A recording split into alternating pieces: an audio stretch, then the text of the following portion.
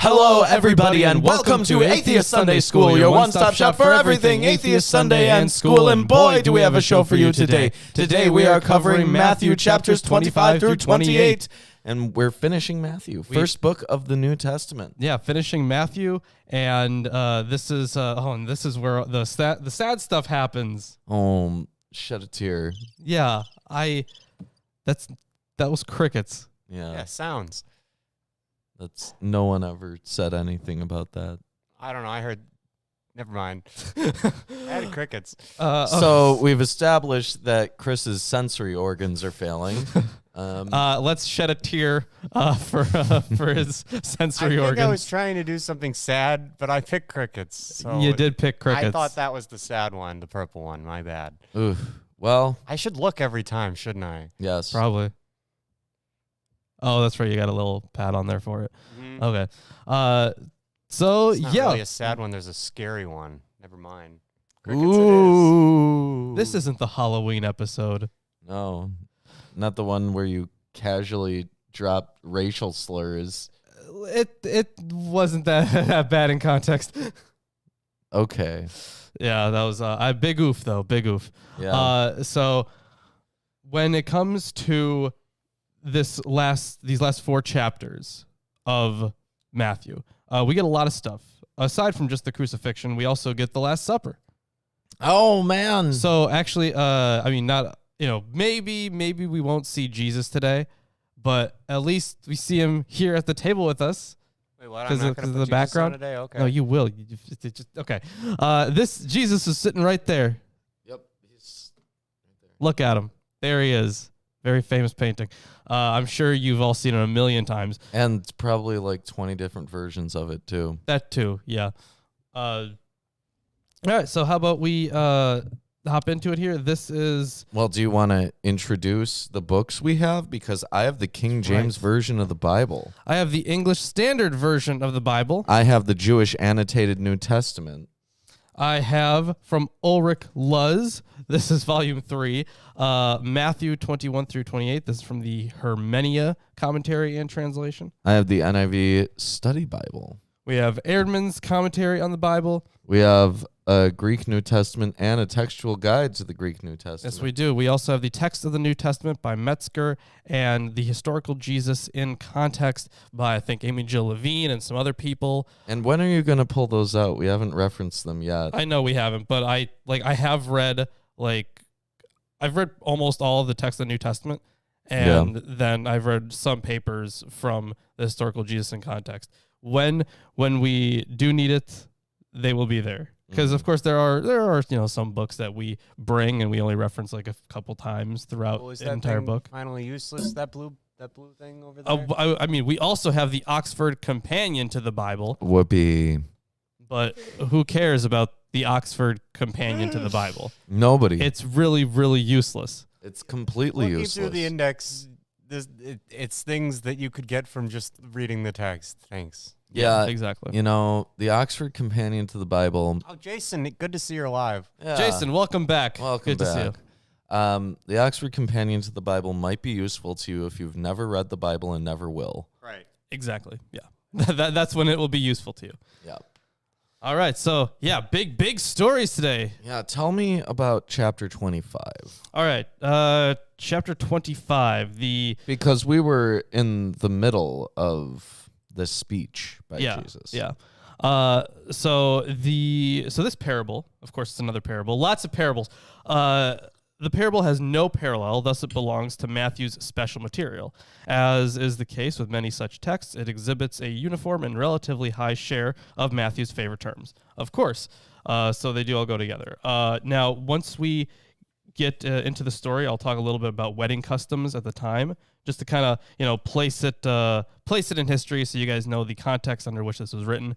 So that'd be helpful. We also have we have the Greek, and we have any textual issues that exist between manuscripts. We got stuff on that too.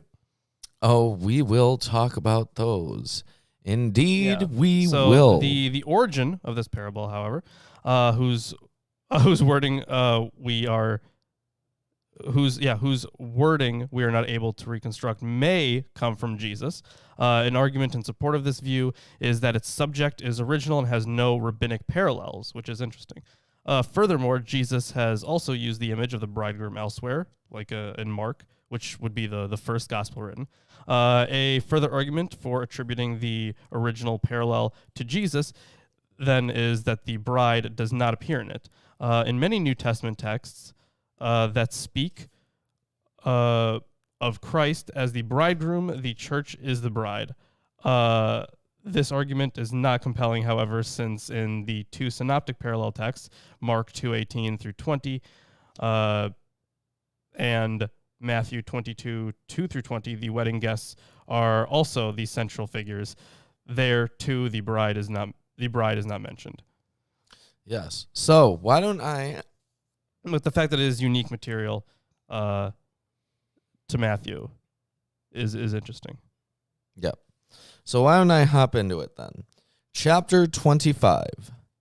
Then shall the kingdom of heaven be likened unto 10 virgins, which took their lamps and went forth to meet the bridegroom. This is Jesus talking. Yeah. And these bridesmaids would be responsible for preparing the bride to meet the bridegroom. And 5 of them were wise, and 5 were foolish. They that were foolish took their lamps, and took no oil with them. But the wise took oil in their vessels with their lamps. While the bridegroom tarried, they all slumbered and slept. And at midnight there was a cry made, Behold! Behold! Behold! The bridegroom cometh, go ye out to meet him. Then all those virgins arose and trimmed their lamps. And the foolish said unto the wise, Give us of your oil, for our lamps are gone out. But the wise answered, saying, Not so, lest there be not enough for us and you. But go ye rather to them that sell, and buy for yourselves. Go get your own oil. Yeah. Now this would be olive oil. They trim the things. These are like charred ends of rags, and then you add oil to it, and then you light it on fire, and the oil burns. And when you get done, Say it's not good to have indoors either way. Yeah. So Smells like olive oil burning. Yep, on the whole on this whole oil thing. So most exegetes think of lampades, that's probably where we get the word lamps, as oil lamps, or at the most as lanterns whose light comes from a small oil lamp. So they picture the young women leaving the house to go to meet the bridegroom.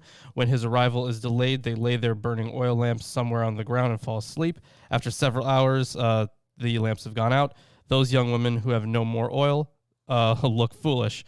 So this story is impossible. We are to imagine that in a Middle Eastern city, or even worse, somewhere in an open field, 10 otherwise well-protected girls sleep by the side of the road alongside their burning oil lamps. Such an absurd scene would almost compel us to assume that the story is an allegory. I hold to another less absurd version of the story that does not require us to assume that the story was originally an allegory. The two basic assumptions it requires are, 1, that the redactional verse 1 is the title rather than part of the story, and 2, that the lampades are not oil lamps, for which the Greek term would be luknoi, but torches, so they'd be torches. So the following points demonstrate the latter. The meaning of lampas is clear. In that day, no reader would have thought of an oil lamp when reading lampas. So torches are required. They require a large amount of oil, and they have to replenish the oil about every 15 minutes. So this would be a lot of oil that they would have to take with them, basically. And furthermore, the Jewish Annotated New Testament notes about this, that oil is sometimes used in conjunction with lamps as a metaphor for righteousness or good deeds. As in Psalm 119, verse 105, Your word is a lamp to my feet and a light to my path. So it would not be abnormal for this Yeah, to that be explains that. allegorical. Yeah, I suppose there. So yeah, aside from these being used in weddings a lot, there's actually a picture of it here. I don't know if you can see it, but there's this is some, I don't know, this is some pretty old artwork. I'm guessing like medieval. Can you see that just fine? It's okay, yeah. It's okay. My screen's tiny, so yeah. And it's not great. Yeah, it's not great, but it's there. They're doing their little procession. Used a lot in weddings.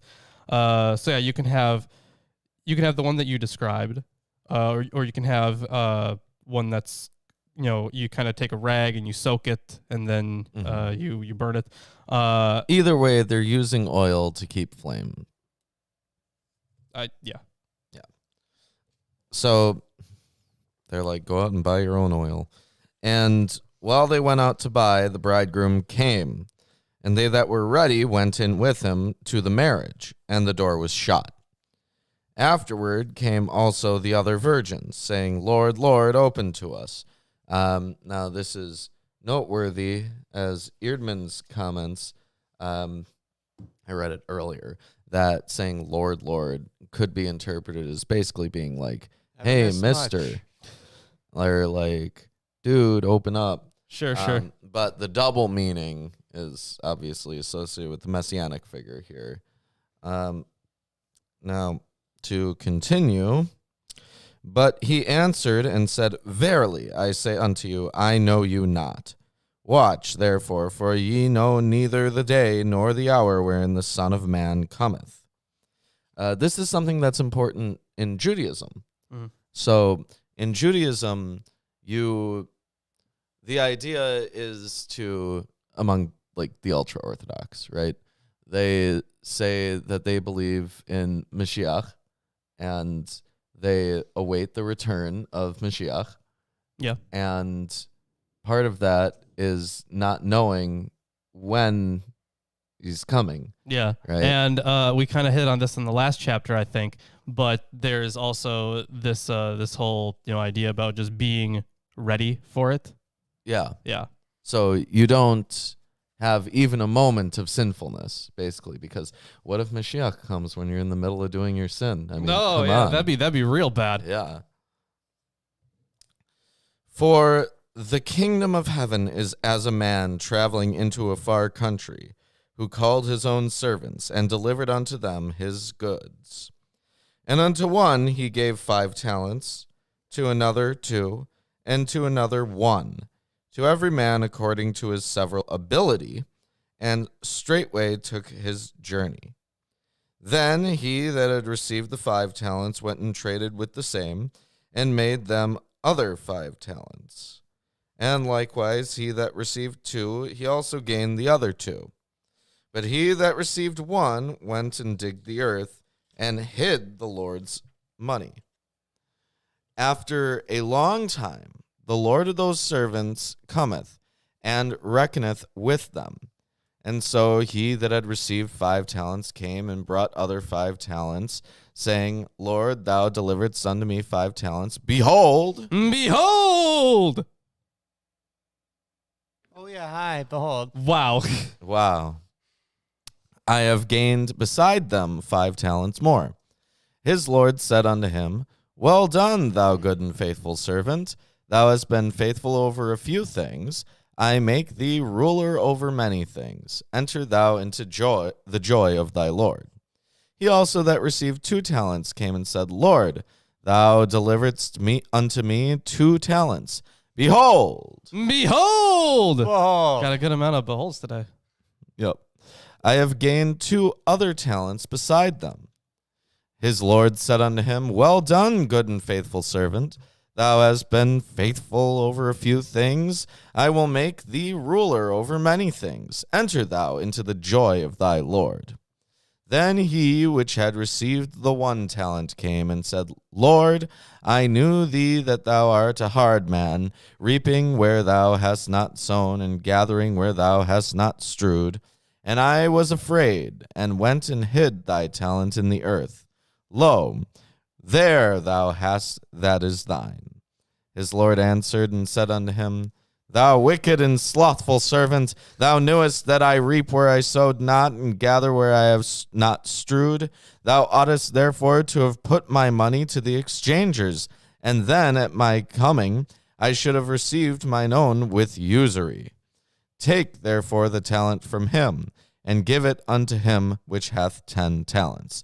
For unto every one that hath shall be given, and he shall have abundance. But from him that hath not shall be taken away even that which he hath. And cast ye the unprofitable servant into outer darkness. There shall be weeping and gnashing of teeth.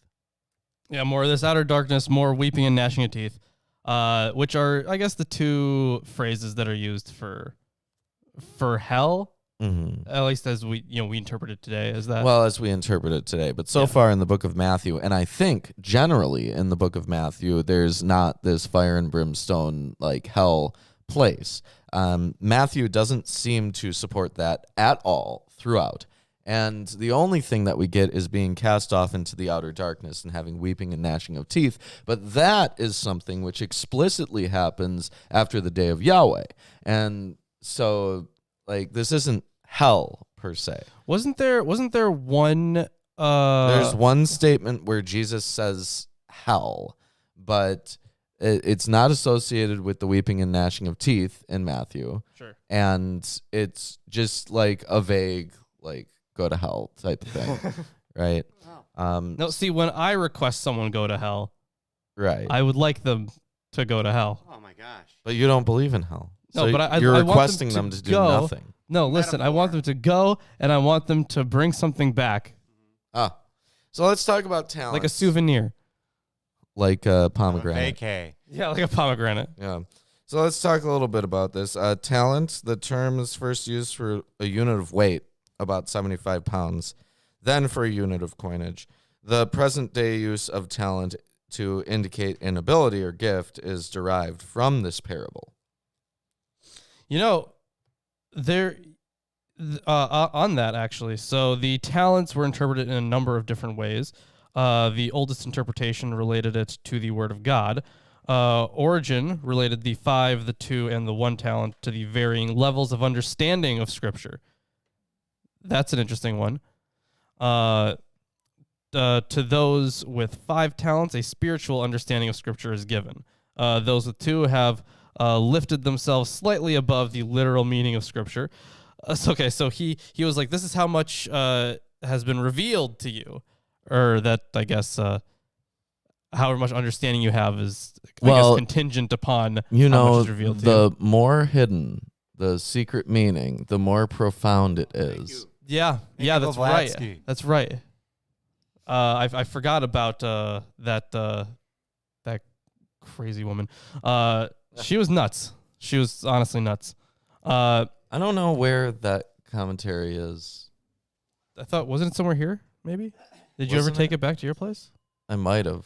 Okay. It might be somewhere around. Maybe Chris can find it. Yeah, I guess then we'll see. We could add it to the table. Why would we add it to the table? For a Blavatsky minute. Right, I guess. A Blavatsky minute. How do you guys feel about a Blavatsky minute where we just say some crazy things that Helena Blavatsky said? I don't know. That's up to you guys if you want to see that. Just like as a little break sometimes. Yeah, so this parable points solely to the aggressive commitment needed to serve Jesus adequately. But commitment to what? Frequent sermons notwithstanding, a general exhortation to make use of one's natural talents, a peculiarly English play on the double meaning of talents, fails the parable entirely.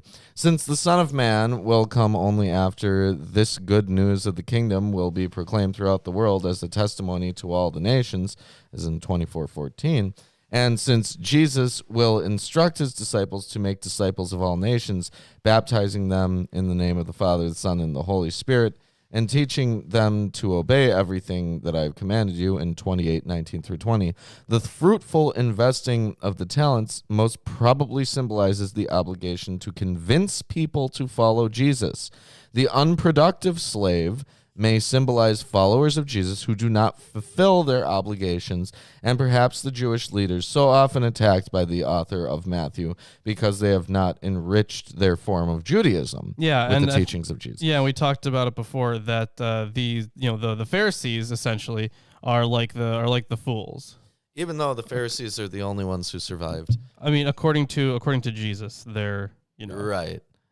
They're akin to the fools. All right. So you want me to continue? Yeah. No. Okay. So more slave owners deriding their slaves for not being good enough. Again, if this is Jesus who's supposed to be in the place of the slave owner, now he's compared God and himself to slavers. Yeah, and okay, so one that is true, but yeah, one thing, yeah. So I mean, I remember us talking about how like a good amount through this, and yeah, Jason is bringing up points in Matthew, in which there were references to hell, but I think for those references to hell, it was always closer to Gehenna, was the description there. But the idea also there, as in Matthew 10:28, it isn't like fire and brimstone, eternal suffering and damnation, right? It says explicitly it's able to destroy both soul and body, right? So here, this is just the cessation of existence. Yeah. So it's definitely closer to the Gehenna thing than what we think of like today in modern culture as hell. Yeah. So very different, not the evangelical hell. Maybe that'll pop up in John or something. We'll get there, man. Yeah, hell's an interesting one, isn't it? Yeah. Or Paul. Paul is like he's speaking to Gentiles only, right? So Paul is speaking to he speaks to a lot of people. Yeah. But they're all like the Jewish Christian communities. Okay. Then just like different ones. Let us continue. Okay. So, slaves, when the Son of Man shall come in his glory, and all the holy angels with him, then shall he sit upon the throne of his glory. So, the throne of glory. Mm-hmm. And before him shall be gathered all nations, and he shall separate them one from another, as a shepherd divideth his sheep from the goats. And he shall set the sheep on his right hand, but the goats on the left. Then shall the king say unto them on his right hand, Come, ye blessed of my Father, inherit the kingdom prepared for you from the foundation of the world. For I was a hungered, and ye gave me meat. I was thirsty, and ye gave me drink. I was a stranger, and ye took me in. Naked, and ye clothed me. I was sick, and ye visited me. I was in prison, and ye came unto me. Then shall the righteous answer him, saying, Lord, when saw we thee a hungered, and fed thee, or thirsty, and gave thee drink? When saw we thee a stranger, and took thee in, or naked, and clothed thee? Or when saw we thee sick, or in prison, and came unto thee? So, interesting stuff here. I am guessing... Well, it's like when did God did all this amazing stuff for us. When did we do this stuff for you? Right. And then he does reply, like in this very next. So first of all, the right hand is a symbol of righteousness. Yeah. And judgment. And so Isaiah 58:7. States that helping those in need is actually serving God. Yeah. As we've seen in a lot of portions where they talk about like helping the widows and orphans. Yeah, especially those. Yeah. Yeah. But I think even in today's Judaism, like charity is like a good thing. Like it's a mitzvah. Yeah. And beyond that, I'd like to comment a little bit on each of these instances because the commentaries in here don't seem to really do that. I just finished verse 39. Mm-hmm. And if you think about each of these things, hungry and giving him meat, that is akin to the temple sacrifices, right? Because they're literally burning animal flesh as a sacrifice to God. Yeah. I'm not sure what being thirsty and giving him drink. Right, so I wouldn't make that connection then because of all the other things. I think it's just like here are basic needs that God would be fulfilling. And they're like, when have we fulfilled basic needs for you? Right, but there are times when they have. The food one is definitely the most poignant example because they make meat sacrifices. Well, yeah, that's for the actual priests. I mean, I don't think God's like eating this stuff. Right. But some of it is burned. Yeah, absolutely. Right. For them being naked and clothing them, I'm not sure what that could be. But being a stranger and taking him in, that's like when the messengers go to Lot. Yeah. I don't like see necessarily a connection. I think it's just like basic need stuff. I mean, like they don't really care about basic needs. They care about the commandments in the Torah, right? Yeah, So, I guess. But those are the things that were listed were for the most part basic needs. Yeah. Food, clothes, visiting them in prison. I guess that one's not really a basic need. No, it's not. Helping. Yeah. It was just would be helping. Generally helping. Yeah. There has to be some kind of commandments or something that relate to these things, right? Something in the Jewish tradition which would point to these things being especially good. Sure, yeah. Okay, so later rabbinic theory distinguished between these good deeds, which they called acts of charity and alms. Acts of charity include deeds that not only required money, but also involved the whole person. Together, they belong to the good works that, unlike the commandments, could not be defined more precisely by the Torah. Works of charity were very important for the Jews, especially after the destruction of the temple. Still are. According to Jewish texts, performing or failing to perform acts of charity can be decisive at the judgment.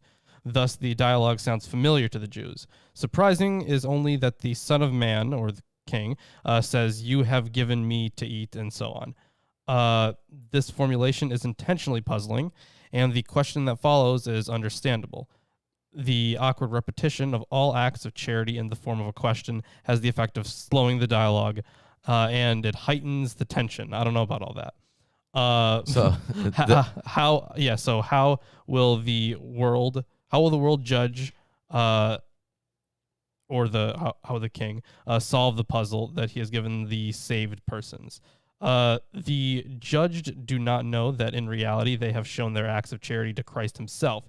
This ignorance motif was significant in the history of interpretation. Is it that in the sense of Kant and liberal theology, one must do good for its own sake? Must be therefore with all the nations. Think of Christians in the sense of the exclusive interpretation, and in part in the sense of the universal interpretation. But immediately there are difficulties here. Did not Jesus's itinerant missionaries indicate whom they represent when they were preaching? Could their reception be separated from the acceptance of their message? In reality, the people who supported them with acts of charity will be primarily those who had accepted their message. So we're about to get into the last part of this chapter, and this stuff is actually pretty interesting. And the king shall answer and say unto them, Verily I say unto you, inasmuch as ye have done it unto one of the least of these my brethren, ye have done it unto me. Yeah, you've done it to me. So keeping the mitzvot. Essentially, yeah. Effectively. Then shall he also say also unto them on the left hand, Depart from me, ye cursed, into everlasting fire, prepared for the devil and his angels. Here we go. All right. Okay. The devil and his angels. This sounds awfully Enoch-y. It does sound Enoch-y, does it not? All right. Yeah. Because we know that in the book of Enoch, the watchers are essentially set into prison within darkness, and that they are kept as prisoners until the day of judgment. Yeah, they're in this one realm, chained until the end times. Yeah. But here is the first reference really in the Bible, as I think we would see it today, of there being an everlasting fire prepared for the devil and his angels. Eternal fire. Yeah. Or even the devil having angels, right? Because Satan in previous books has just been like an adversary. Right. Even a rival, like a playful adversary at times. Like in Job. Yeah, playful adversary in Job.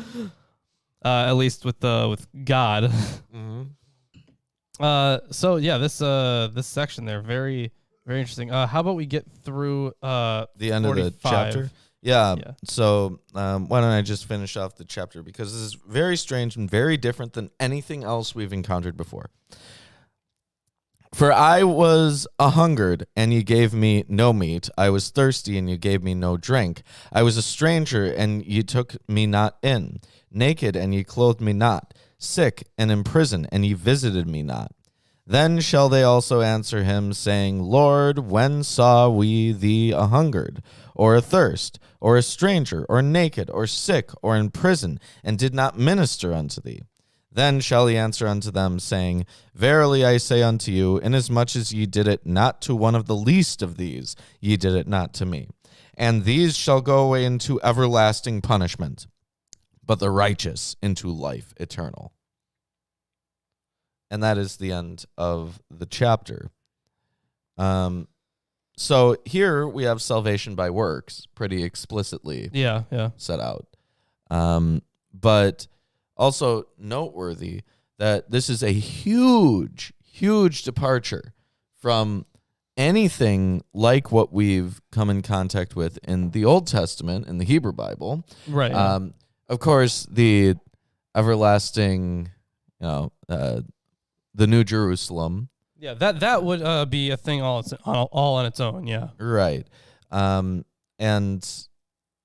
like the raising of the dead and everything into eternal life. That's a very Jewish thing. Yeah. But eternal punishment and eternal fire and a fire that's prepared for the devil and his angels, this doesn't pop up anywhere else. And it also brings into question, what the hell were they talking about when they talk about being cast into the outer darkness and the soul being destroyed, right? Because here, if you have an everlasting punishment, then annihilation of your soul. You can't really have both. Yeah, you either have one or the other. Or maybe you can have one. You can't have eternal punishment first. It's like a black hole.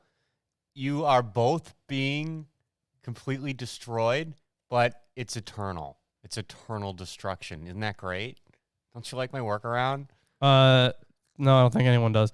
Damn it. I mean, I guess like ceasing to exist is an eternal punishment, but it doesn't seem to carry that implication when they talk about an everlasting fire or prepared for the devil and his in angels. Obviously, Apocrypha, usually they talk about at least areas of heaven that were like very hell-like. Remember that? Yeah. Now Godfather's saying fire first, darkness second. Right. But if it's an everlasting... It wouldn't be eternal then. Like you could have like some punishment and then be annihilated. But that's not eternal. Right, that's not eternal. See, maybe it's that ploy where they bring you back after It might just be something with the eternal annihilation over and over again. Why don't you that's kind of like check the Greek? Check the Greek. Yeah, I'll check. Check the Greek for Sisyphus verse, situation. Well, Sisyphus is happy. Yeah, one must imagine Sisyphus is being happy. That's what Camus said. But verse 41. Verse 41. And also verse 46. Okay. In verse 41, they talk about the everlasting fire. In verse 46, they talk about everlasting punishment. Also, the devil having angels is just such a confusing thing. Oh, wait, hold on. So the form here, let me just pull up the actual... Oh, my God. All right. For the devil and his angels, I just want to reread the section here on it. Sorry, guys. Trying to give you a very good interpretation of this, or the best I possibly can, Right. in accordance with the. I mean, I was just going to bring up that the devil and his angels, well, what's that? Because we're reading 3rd Enoch. They have a huge angelic hierarchy that's detailed in 3rd Enoch, but we don't really have that here. We do have different classes of angels like the cherubim and the seraphim, but what's the implication there? Are the angels who are following the devil or who are possessed by the devil, are they cherubim? Are they seraphim? No, hold on, no. So the way, okay, so here's the weird thing about Greek. So if you throw in the genitive like autou, you would have to relate that to something else in the sentence, and it doesn't necessarily have to be the thing preceding it. So when it says in the Greek, let me see here, toi diaboloi kai tois agelois autou. So you have by the devil and by the angels of him. Him there, son. Hi, good to see autou, ya. can refer to a different subject. Subject? Yes, a different subject entirely. So it can refer to just God, or it would be God's angels, potentially. So it can be understood either way, but that's from the Greek there. In context, it seems In the English, that's what it looks like, but that's not necessarily Is there the case. another subject that is denoted in the sentence in Greek? I am currently checking. At least it would have to be a singular one, right? Mm-hmm.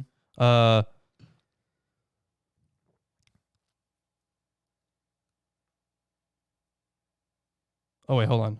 You said something about the just so I don't lose this. Yeah.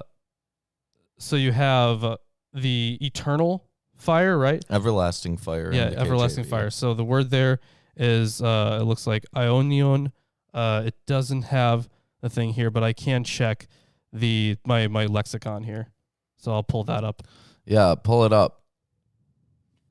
Fire it up. Yeah, I can't do any more. I will get copywritten.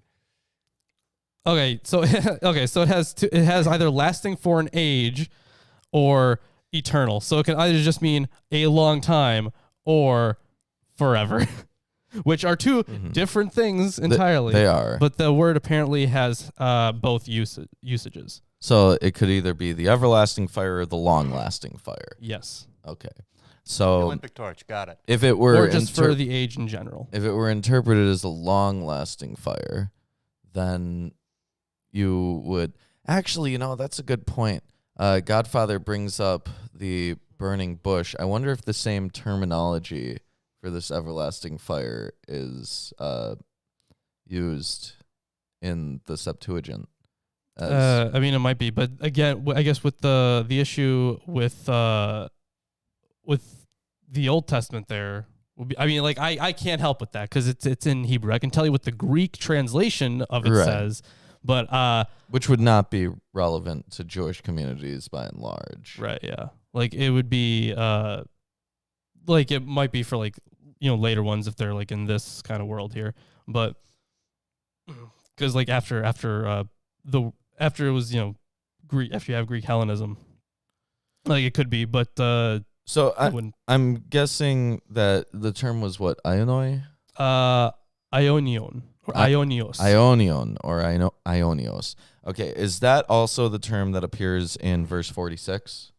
Let's see, verse 46. Yes. Okay. So I suppose that the elimination of being can take place after a long period of punishment. Mm-hmm. The translation as everlasting creates this weird contradiction within Matthew that doesn't make sense. Yeah. So it would. So if I were translating it from the Greek, I would translate it as long-lasting. It doesn't carry as much weight. Sure. Right? But it makes more sense overall. Mm-hmm. Anyways, that was chapter 26. If you're enjoying the stream so far, 26 too. no, that was chapter 25. Yeah, I was like, whoa, okay. 26 is just on. Zoomed past it. 26 is just on the page. If you're enjoying the stream so far, give us a like, comment, subscribe, share it with your friends, family, neighbors, etc. And you know what? Before we hop into this, Lawrence, I want to point out that chapters 26 and 27 are the Passion narrative. This is Jesus' arrest and execution at a Passover festival in Jerusalem during the governorship of Pontius Pilate, AD 26 through 36. It was potentially disastrous for the early followers of Jesus. The shame of a public execution prejudiced the majority of society against them. Since they were a new group without widespread social standing and approval, and since they were threatened with public sanction and persecution as Jesus had been, they needed to understand Jesus' death as a positive event in God's work in the world, both to stabilize their own commitments to God and Jesus, and to present a plausible case for Jesus to potential converts. Consequently, the author of the Gospel of Matthew closely relates the events surrounding Jesus' death with scriptures so that Jesus' betrayal, arrest, suffering, and death contribute to God's activity in Israel and the world. Because Jesus' death was foreseen and required by Scripture, it was not just another Roman execution of an obscure potential troublemaker.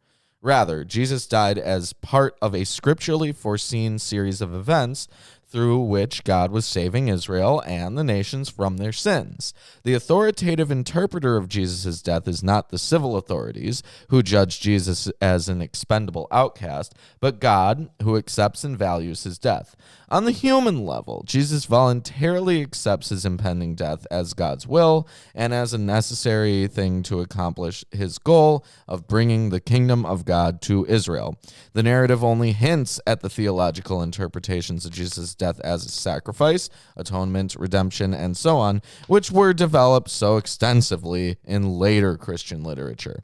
It emphasizes the sinful human injustice and hostility which led to his execution by censoring the Jerusalem leaders and, more indirectly, the Roman government for their malice and blindness to God's will and purpose. The violent assault on Jesus parallels King Herod's attempt to kill Jesus as a child in chapter 2. Yeah, which we already talked about the historical issues with something like that.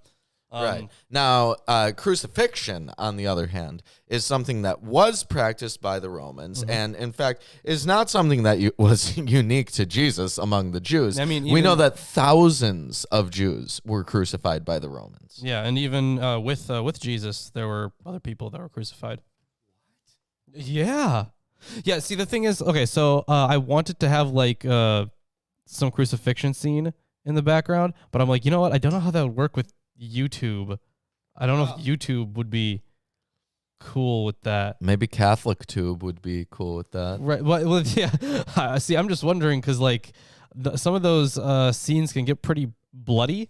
Like, yeah, it's all, drawings and whatnot. Like, I don't care, but YouTube might. So I decided to go with the Last Supper instead. So this is, of course, like the most famous part of Jesus' story that we're heading into here, the Passion narrative.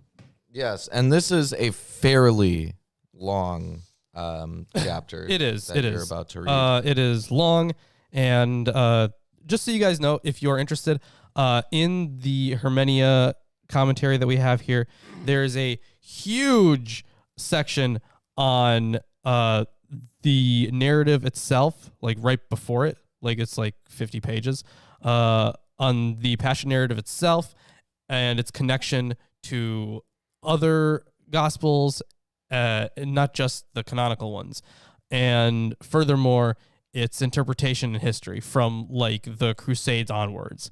So we don't really have the time to get into all of that, but if you guys are interested, it is in here. So yeah, let's hop into chapter 26, shall we? It sounds like a video idea. What you just said about the 50 pages on the relation of the Passion narrative to other. Oh yeah, sure, yeah, I guess. Yeah. Let's see. The plot to kill Jesus. Yes. When Jesus had finished all these sayings, he said to his disciples, You know that after 2 days the Passover is coming, and the Son of Man will be delivered up to be crucified. Yeah, so Passover, very important. It's a pilgrimage festival at this point in time, celebrating the Israelites' exodus from Egypt. The festival brought tens of thousands of pilgrims to Jerusalem, where they offered the Paschal lamb. I'm sure that all of our loyal and faithful viewers have seen Lawrence's video on the Passover, which is fairly good. Could have been better. Probably could have. Yeah, but it does have enough information in there for you to get an idea of what Passover celebrations are like. Yeah. This, of course, would be slightly different than the modern Passover celebrations, insofar as modern Passover celebrations are usually done with families and extended families. And this is more of like, it's more like what the Muslims do with their pilgrimage to Mecca. Right. Now, granted, that's not like a yearly thing that every Muslim does every year. Right. But yeah. this is you only have to make it once. right. This is like people are gathering together in a specific place for a specific purpose. Well, yeah, but that's like if you have like this is a yearly meal and you have like the festivities that go along with it. Mm-hmm. So it's. Yeah, it's just the celebration of the Passover.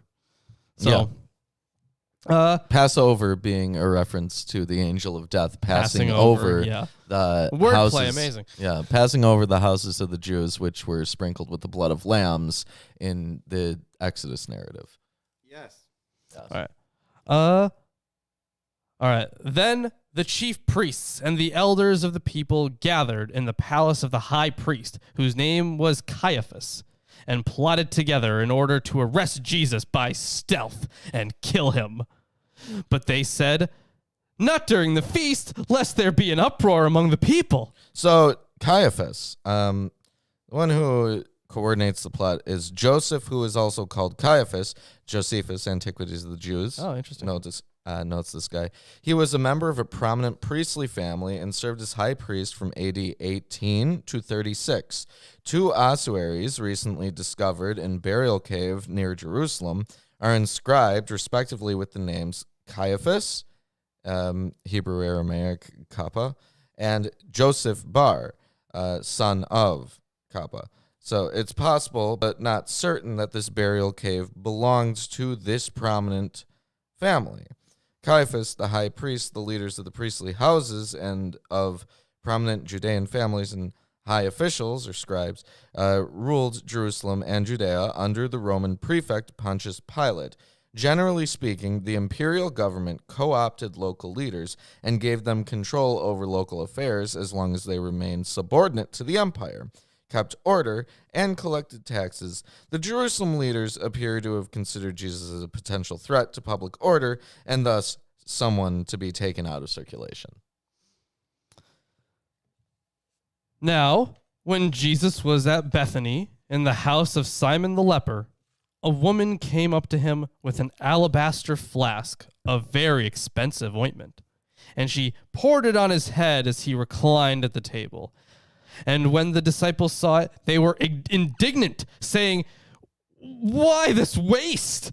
For this could have been sold for a large sum and given to the poor." Now, it's noteworthy here that kings were anointed with oil by putting it on their heads in the same way. And their complaint there is valid because the rabbinic tradition mandates selling luxury items to provide for the poor. Interesting. And Passover specifically was a time for giving to charity. They have a lot of times for giving to charity, Right. like specific events for it. Like, it's a big mitzvah. Yeah, exactly. But Jesus, aware of this, said to them, "Why do you trouble the woman? For she has done a beautiful thing to me. For you always have the poor with you, but you will not always have me. In pouring this ointment on my body, she has done it to prepare me for burial." Yes, Jews anointed corpses in preparation for burial. Presumably, this is to keep them from stinking the place up. That would make sense, yeah. I don't know exactly how much help that's going to do you in the long term, But in the short term, yeah, it could help. Yeah. Now this jar that she has is alabaster. Yeah. Most alabaster of ancient times was actually marble. Oh, okay. So you might get this idea in your head of a marble jar. Truly, I say to you, wherever this gospel is proclaimed in the whole world, what she has done will also be told in memory of her. Wow, she got a mention in Matthew. She also wasn't named. Well, he might not have known her name. Actually, hold on. Has there been a single named female in the book of Matthew? I feel like there has been. There have been references to women. I mean, well, yeah, there have been plenty of references to women. Aside from, like, his mom. Right, Mary. Mary, I guess, would be a named female. I'm trying to think of another but named other than Mary. female. I feel like there has been, but I just don't remember. I know that there have been references to other women doing things. Yeah. I don't think that they were named. I don't remember. I know that many of them were not. But if someone can recall, if any other than Mary, if there was a named woman or outside of the genealogy, perhaps. Right. Right. The genealogy doesn't count. Right. Mary doesn't count. Aside from that, though, I don't know if there were any others. Wow. But either way, let's. If there were, please correct us. Yeah. So let's continue on here. Then one of the 12, whose name was Judas Iscariot. I've heard that name before. Yeah, why don't you finish through verse 16 and I'll get into it. Okay, went to the chief priests and said, "What will you give me if I deliver him over to you?" And they paid him 30 pieces of silver. And from that moment, he sought an opportunity to betray him. Yeah, so 30 silver coins is equivalent to 120 denarii. Laborers customarily received 1 denarius for a day's work, so this would be the value of 120 days' work. Pretty hefty sum. Yeah, it's 4 months of work. Yeah. Additionally, can you pull up Exodus 21:32? Exodus 21:32. Yeah. Yeah, I suppose I can. Okay, so Exodus 21:32. If the ox gores a slave, male or female, the owner shall give it to their master 30 shekels of silver, and the ox shall be stoned. Yep. Now pull up Zechariah 11:12 through 13. Oh, God, okay. Zechariah 11:12 through 13. Then I said to them, if it seems good to you, give me my wages, but if not, keep them. And they weighed out as my wages. Oh, yeah, I remember this. Yeah. Yeah. But if not, keep them. And they weighed out as my wages 30 pieces of silver. Then the Lord said to me, throw it to the potter, the lordly price at which I was priced by them.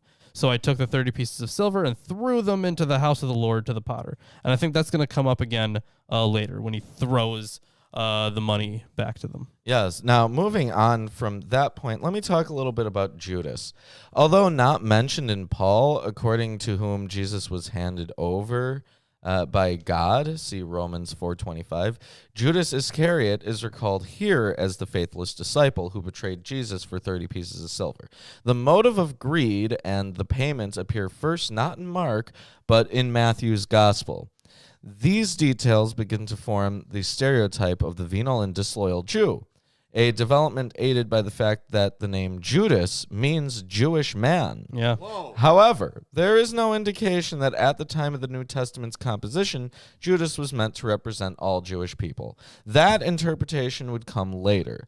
It is likely that Matthew inserted the reference to 30 pieces of silver to link Judas's actions to Zechariah 11 through 12, and thus place Judas's actions within the realm of Hebrew prophecy. According to Jewish law, one guilty of bearing false witness must face the same penalty that was meant for the one betrayed. That's in Deuteronomy 19:16 through 20. Also 11 QS Temple, 61:7, and Josephus's Antiquity of the Jews, and some rabbinical stuff. Judas's tragic choice to end his life by hanging. Yeah, that's in this one. Yeah. To hang on a cross or to hang from a tree are cognate terms in Greek, is also unique to Matthew. Contrast Acts 1:16 through 20. Judas's death invokes the story of David's servant Ahithophel, who hanged himself after betraying King David, after whom Jesus is patterned. See 2 Samuel 17, verses 23 through 24. So why don't you pull that up? Hold on. Myrrh, actually. for one question here. Anyone guess what myrrh is? I think that it's a tree resin that you have to poke holes in a certain tree, and then it gets turned into this sap that can be ground up and then burned. I have no clue. That's what I think myrrh is. So you said 2 Samuel what? 2 Samuel 17, 23 through 24. Yeah, when Ahithophel saw that his counsel was not followed, he saddled on his donkey and went off home to his own city. He set his house in order and hanged himself. And he died and was buried in the tomb of his father. Yeah. Yeah, so rabbinic sources report that Ahithophel repented for his treachery and thereby interpret the suicide as a redemptive act that would have allowed him to entrance into the world to come. That's in Sanhedrin 104b through 105a. So some linking details to Old Testament stuff there. All right, let's talk a little bit more. Are we going to get more about Judas here? I think maybe we will. Oh, we get to the Passover. Yeah, we're going into the Last Supper time here. Now, on the first day of unleavened bread. This would be the 14th of Nisan. Okay, yeah. The disciples came to Jesus saying, "Where will you have us prepare for you to eat the Passover?" Right, this is important because remember the Jews work on a lunar calendar. So the Passover meal, the Passover meal was eaten the evening of the 14th after sunset, and therefore technically on the 15th, since the Jewish day ended at sunset. The Feast of Unleavened Bread lasted 7 days, from the 15th to the 21st of Nisan. See Leviticus 23, 5 through 8. But in the time of Jesus, the entire period, Nisan 14 through 21, was referred to under the name of the Feast of Unleavened Bread. Yeah. Which were they used to be different. Yeah. That's actually partly what my my Passover video is about. I pretty much start off that way. So yeah, where will you have us prepare this for you?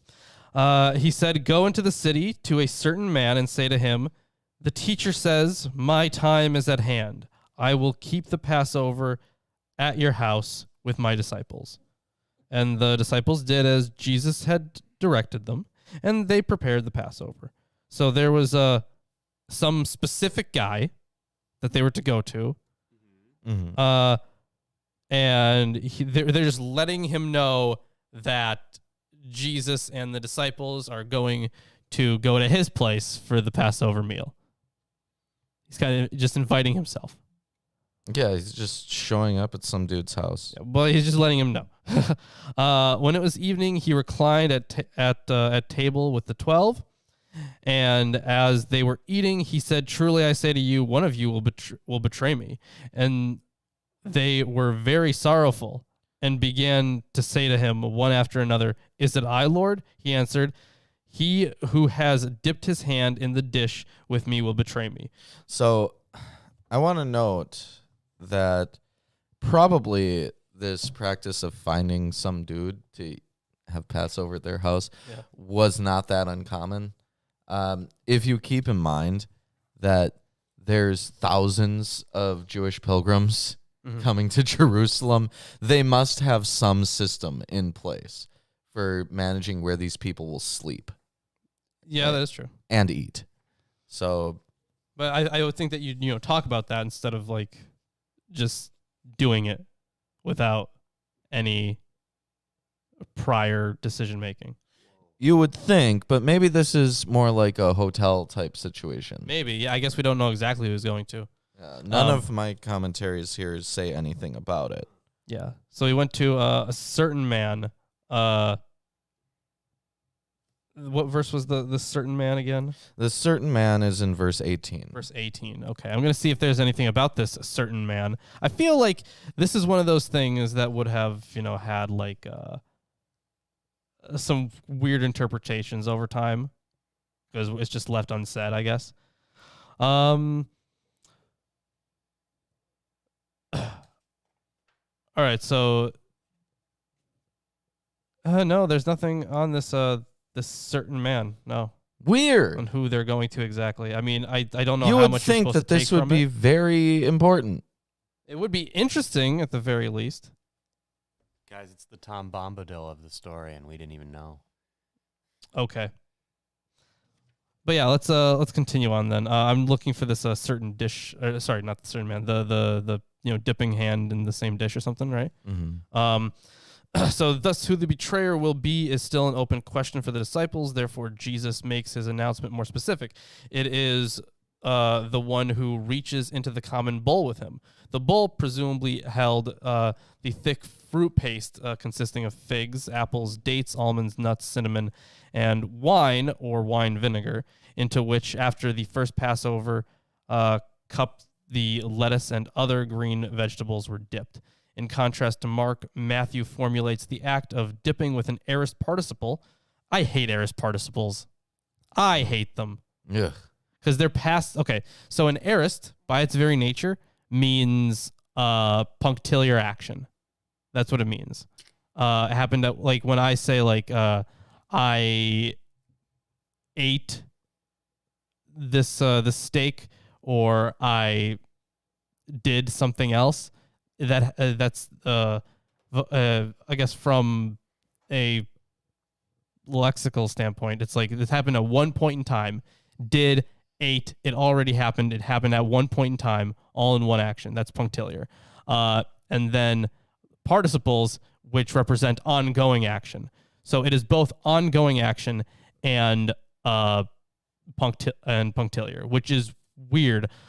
Which is why I hate aorist participles, but they can usually be translated as like after or when, because it just kind of gives a context, and then everything that goes along with it would have to share that same tense. Anyways, so he uses the aorist participle, thereby making the announcement unambiguous. The one is meant who just now is reaching into the common bowl with Jesus. Well, it's noted here, it was custom, still practiced by some in the Middle East today, to take a piece of bread or a piece of meat wrapped in bread and dip it into a bowl of sauce made of stewed fruits on the table. Now, obviously, matzah, unleavened bread, is not going to be very effective at soaking up sauce, but maybe it's something that they practiced. I don't understand how anyone... Do you guys like matzah? It's not good. I don't think it's good at all. It's not supposed to be good, though. Yeah. But like, why do people like love it though? Like if they acknowledge that it's not supposed to be classical good. Conditioning. Yeah, I guess classical conditioning. Yeah, but in that culture, as among Arabs today, to eat with a person was tantamount to saying, I am your friend and will not hurt you. This fact made Judas's deed all the more despicable. What if you're a cannibal? Then you will eat with someone and hurt them at the same time. Cannibalism is not kosher, is it? No. Okay. There's a reference to a psalm here, and I want to pull that up. It's Psalm 49. 49. Psalm 49, verse 9, where it's said, verse 9, that he should live on forever. Oh, never no, see the no, pit. no, But maybe no, I think that's not probably 49, okay. 41, 41. verse 9. So in 41, verse 9, let's start with verse 8. A vile disease has beset him. He will never get up from the place where he lies. Now here's verse 9. Even my close friend, who I trusted, who shared my bread, has lifted up his heel against me. Yeah, this he has been did a heel motif turn. that has been brought before us before. All right, let's continue here. So yeah, basically, it's like it's the one that has his hands in the dish with me. The Son of Man. I want to make sure I didn't skip anything. Yeah, they were all sorrowful, and then he said that thing. Yeah, so the Son of Man goes as it is written of him, but woe to that man by whom the Son of Man is betrayed. It would have been better for that man if he had not been born. Classic Ecclesiastes. Yeah, no, Job mostly. Oh, yeah. But also Ecclesiastes, I guess. Ecclesiastes is great. Judas, who would betray him, answered, "Is it I, Rabbi?" He said to him, "You have said so." Oh, got him. Oh, he called him out immediately. Also, why would he ask? He knows the answer to the question. Maybe just to I like how be like Jesus' the other response is basically like, he who hath smelt it hath dealt it. All right, going on here. Now, as they were eating, Jesus took bread, and after blessing it, broke it and gave it to the disciples and said, "Take, eat. This is my body." And he took a cup, and when he had given thanks, he gave it to them, saying, "Drink of it, all of you, for this is my blood." Yeah, so this is... For this is my blood of the covenant, which is poured out for the many for the forgiveness of sins. So, some notes on this. This is the origin of the Christian Eucharist, or communion, or Lord's Supper, a reenactment of the remembrance of the Last Supper. His blood of the covenant is taken by some Christians to refer to Jesus' new covenant. We see signs of a new covenant throughout the prophets. For the forgiveness of sin, Jesus' blood, like that of sin offerings, has the power to forgive sins. The Passover offering is not, however, a sin offering. So perhaps it's a little muddled there. But the point is that he's taking on the role of this Paschal Lamb, right? Yeah. Which, is the whole point. He's the Paschal Lamb. It's just, I think it's more overtly clear in John. Yeah, there we go. Right. Yeah, I think I told the story before. About your teacher? Yeah, she's like, then where's the Paschal Lamb? It's like, he's the Paschal Lamb. Like, it's really obvious. He's the Paschal Lamb. Yeah, that's the whole point. Yeah. And when... Wait, sorry, I had to finish the thing. I tell you, I will not drink again of this fruit of the vine until that day when I drink it new with you in my Father's kingdom. So when everything is restored, when you have this new heaven and this new earth, that's when he'll be back to be with them, I guess. And when they had sung a hymn, they went out to the Mount of Olives. Then Jesus said to them, "You will all fall away because of me this night, for it is written, I will strike the shepherd, and the sheep of the flock will be scattered." So the reason why they sing a hymn is because it's part of the Passover ceremony.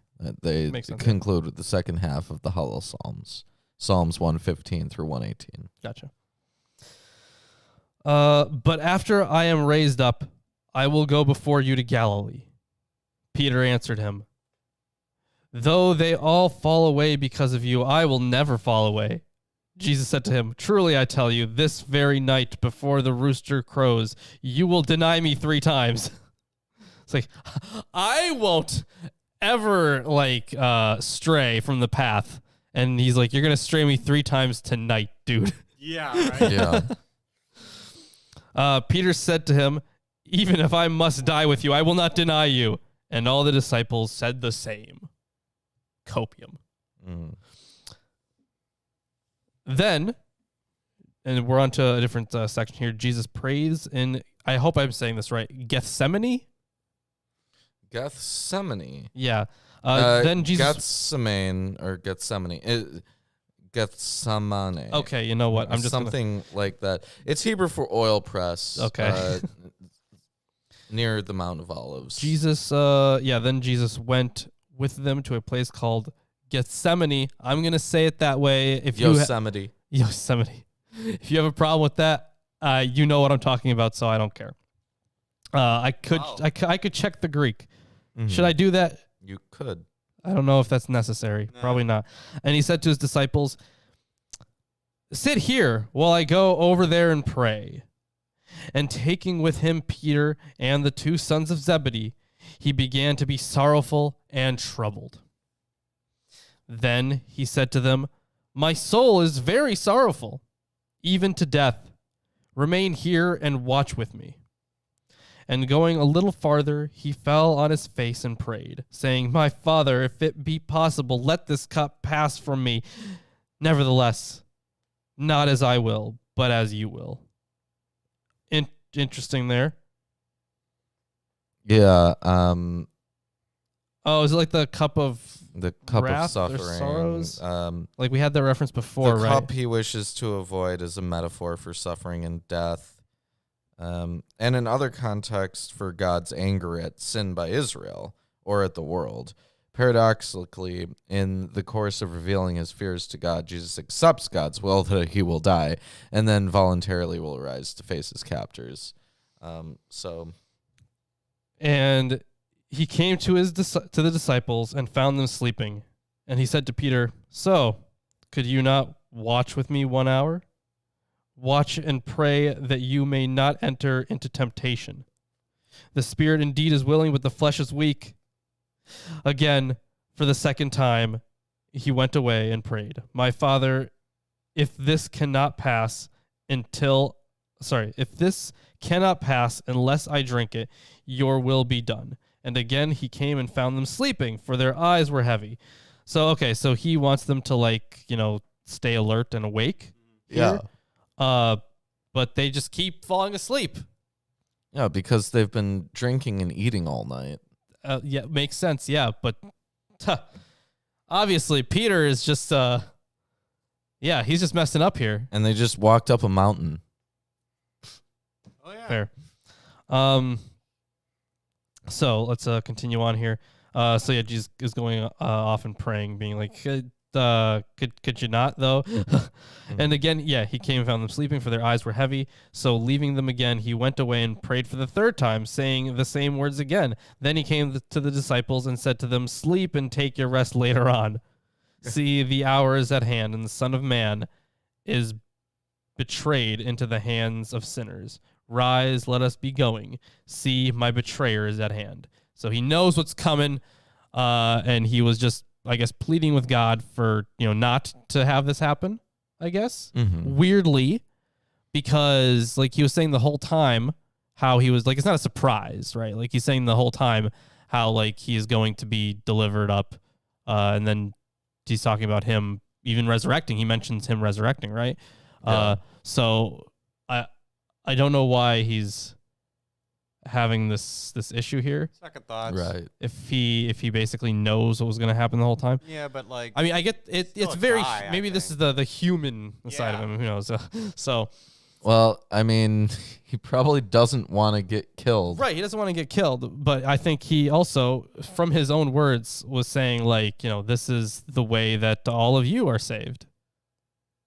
Yeah. Yeah. So I don't know. Maybe he's just very conflicted. So here he's begging God for them not to be saved. It's effectively. But I think maybe he's just conflicted. Let's say that. He's maybe just conflicted. Okay. Let's continue on here. While he was still speaking, Judas came, one of the 12, and with him a great crowd with swords and clubs from the chief priests and elders of the people. Now the betrayer had given them a sign, saying, "The one I will kiss is the man. Seize him." Yeah, so this is a greeting that was used by Jesus' followers, as in Romans 16:16, 1 Corinthians 16:20, 2 Corinthians 13:12, 1 Thessalonians 5:26, 1 Peter 5:14. But it's also a sign of betrayal, as in 2 Samuel 29. Yeah, that's right. Kiss of death. Mm-hmm. Now, He recognizes this as an opportunity for a safe arrest. At night, outside the city, Judas presumably left Jesus and the disciples when they started for the Mount of Olives and called out a group from the high priest's entourage to arrest Jesus. Since numerous pilgrims were circulating around the city during the festival, the authorities needed Judas to identify Jesus. The large crowd was armed and sent to apprehend Jesus, and it confirms to the authorities' fear that Jesus' followers might violently resist an arrest and start a disturbance. They treat Jesus as a bandit or brigand, that is, as a politically and economically marginalized member of the lower classes who resists oppressive laws, takes wealth from the government and the rich, and disrupts the social order. Usually, social bandits have support from economically stressed farmers in rural villages who resent the governing classes in the large cities. The Jerusalem authorities feared that Jesus, the popular Galilean teacher, might turn his criticism of them into political and social revolution. In fact, one of Jesus' disciples did attack and wound one of the crowd before Jesus stopped further resistance. This happens in verses 51 through 53.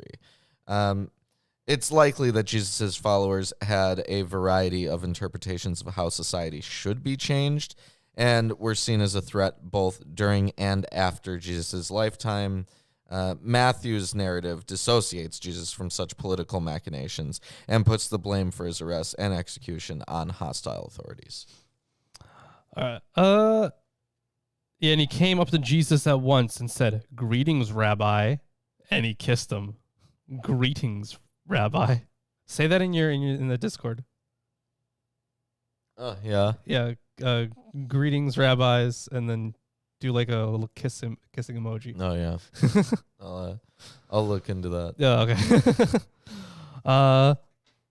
Jesus said to him, "Friend, do what you came to do."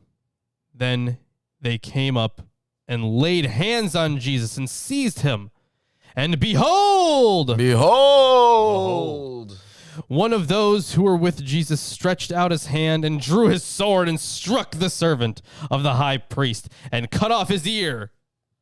Wow. Wow, yeah. That is pretty hardcore. What verse is that? That is 51.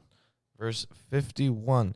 There's not commentary in here. No, not verse 51. Okay, I'll pull it up in here. Maybe it's... This is Peter, according to John. Okay. And the servant's name is Malchus, according to John. But I want to see if there's anything here. Oh, I get it. This is a Hammurabi thing. They're taking away the disciples' ability to receive teachings by the ear, so they cut off his ear, right? Yeah, so this is further understood in John as Simon Peter draws his short sword, resists violently, and cuts off the ear of the slave of the high priest. Mm-hmm. Matthew is not interested in who the slave is. However, it does interest the interpreters. They have made of him... they have made of him, to Peter's credit, an especially brave fighter or even a leader of the enemy horde. That in those days men carried a sword on a feast day was not unusual. The sword was part of one's dress. Since the Maccabean period, self-defense was permitted even on the Sabbath. Makes sense. Of course. I mean, yeah, that entire period was kind of, that was a violent time, right? Yeah. My arm feels weird. I don't know why. You're dying. I'm not. It feels fuzzy. It's not like in pain, but it just feels fuzzy. Do you know what I mean? That's a heart attack. It's not a heart attack. It's the other arm anyways. Stroke. That would be, but I'd feel that in my left. The heart attack I feel in my left. You got it right. Yeah, it's the stroke part, obviously. Yeah. Okay. So I'm gonna continue on here. Right where he chops off his ear. Then Jesus said to him, "Put your sword back in its place, for all who take the sword will perish by the sword. Do you think that I cannot appeal to my Father, and he will at once send me more than 12 legions of angels?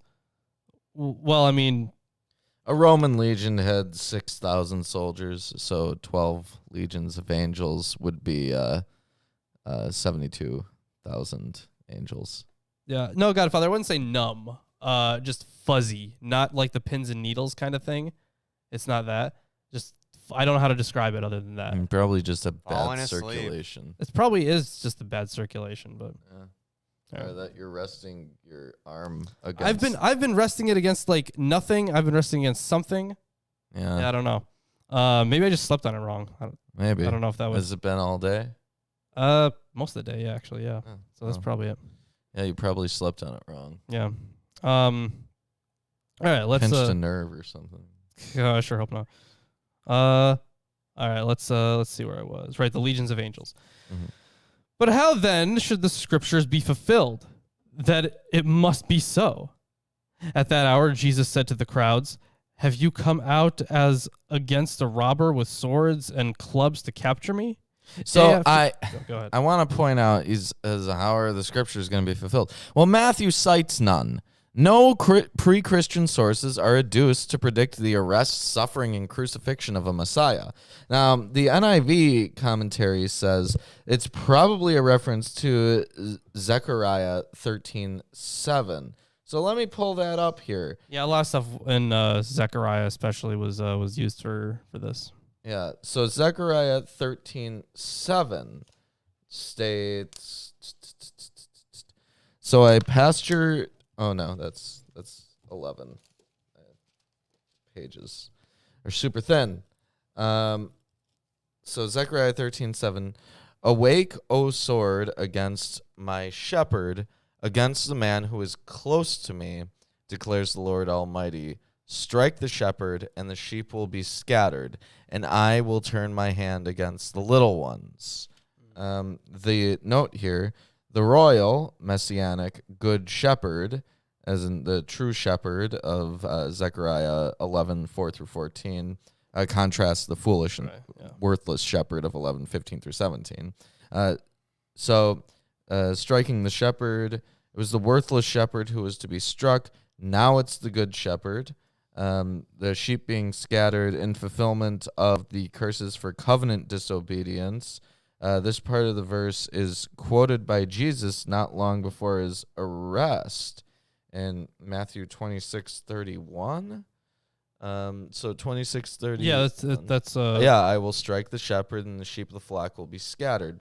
So I guess the explanation that the NIV has is that the shepherd, the good shepherd, Jesus, is struck in his being seized by the people, and now his sheep are scattering. Right? I see. One of his followers acts in violence, which is to leave the flock. Yeah, and he's like, no, stop that. Like, if I need help, I can call upon my Father, and he's going to give me all these angels, I guess. Yeah. Which he was calling on his Father's help before, but we don't talk about that. Yeah, he doesn't get that help. But how then should the scriptures be fulfilled? At that hour, Jesus said to the crowds, "Have you come out as against a robber with swords and clubs to capture me? Day after day I sat in the temple teaching, and you did not seize me. But all this has taken place that the scriptures of the prophets might be fulfilled." Then all the disciples left him and fled. And there it is. Then those who had seized Jesus led him to Caiaphas, the high priest, where the scribes and the elders had gathered. So the historicity of the Sanhedrin trial, which is about to occur, is not attested in John's gospel and is highly questionable. It would have been illegal, since hearings were forbidden on festivals. In addition, a court would not ordinarily convene in a high priest's chamber. Yeah. Let's Nor could a criminal be condemned to death in such a speedy manner, since ordinarily 1 full day must pass before a capital punishment is meted out. So it's 3 ways unrealistic. Yeah, This is unrealistic in multiple ways. This is not how this would work. It totally goes against the Jewish practice and the legal custom. So they're speeding it up quite a bit here. So anyways, yeah, so they gathered there. And Peter was, so where the scribes and the elders had gathered, and Peter was following him at a distance as far as the courtyard of the high priest, and going inside, he sat with the guards to see the end. Now, the chief priests and the whole council were seeking false testimony against Jesus that they might put him to death, which, of course, you're not allowed to do. Right.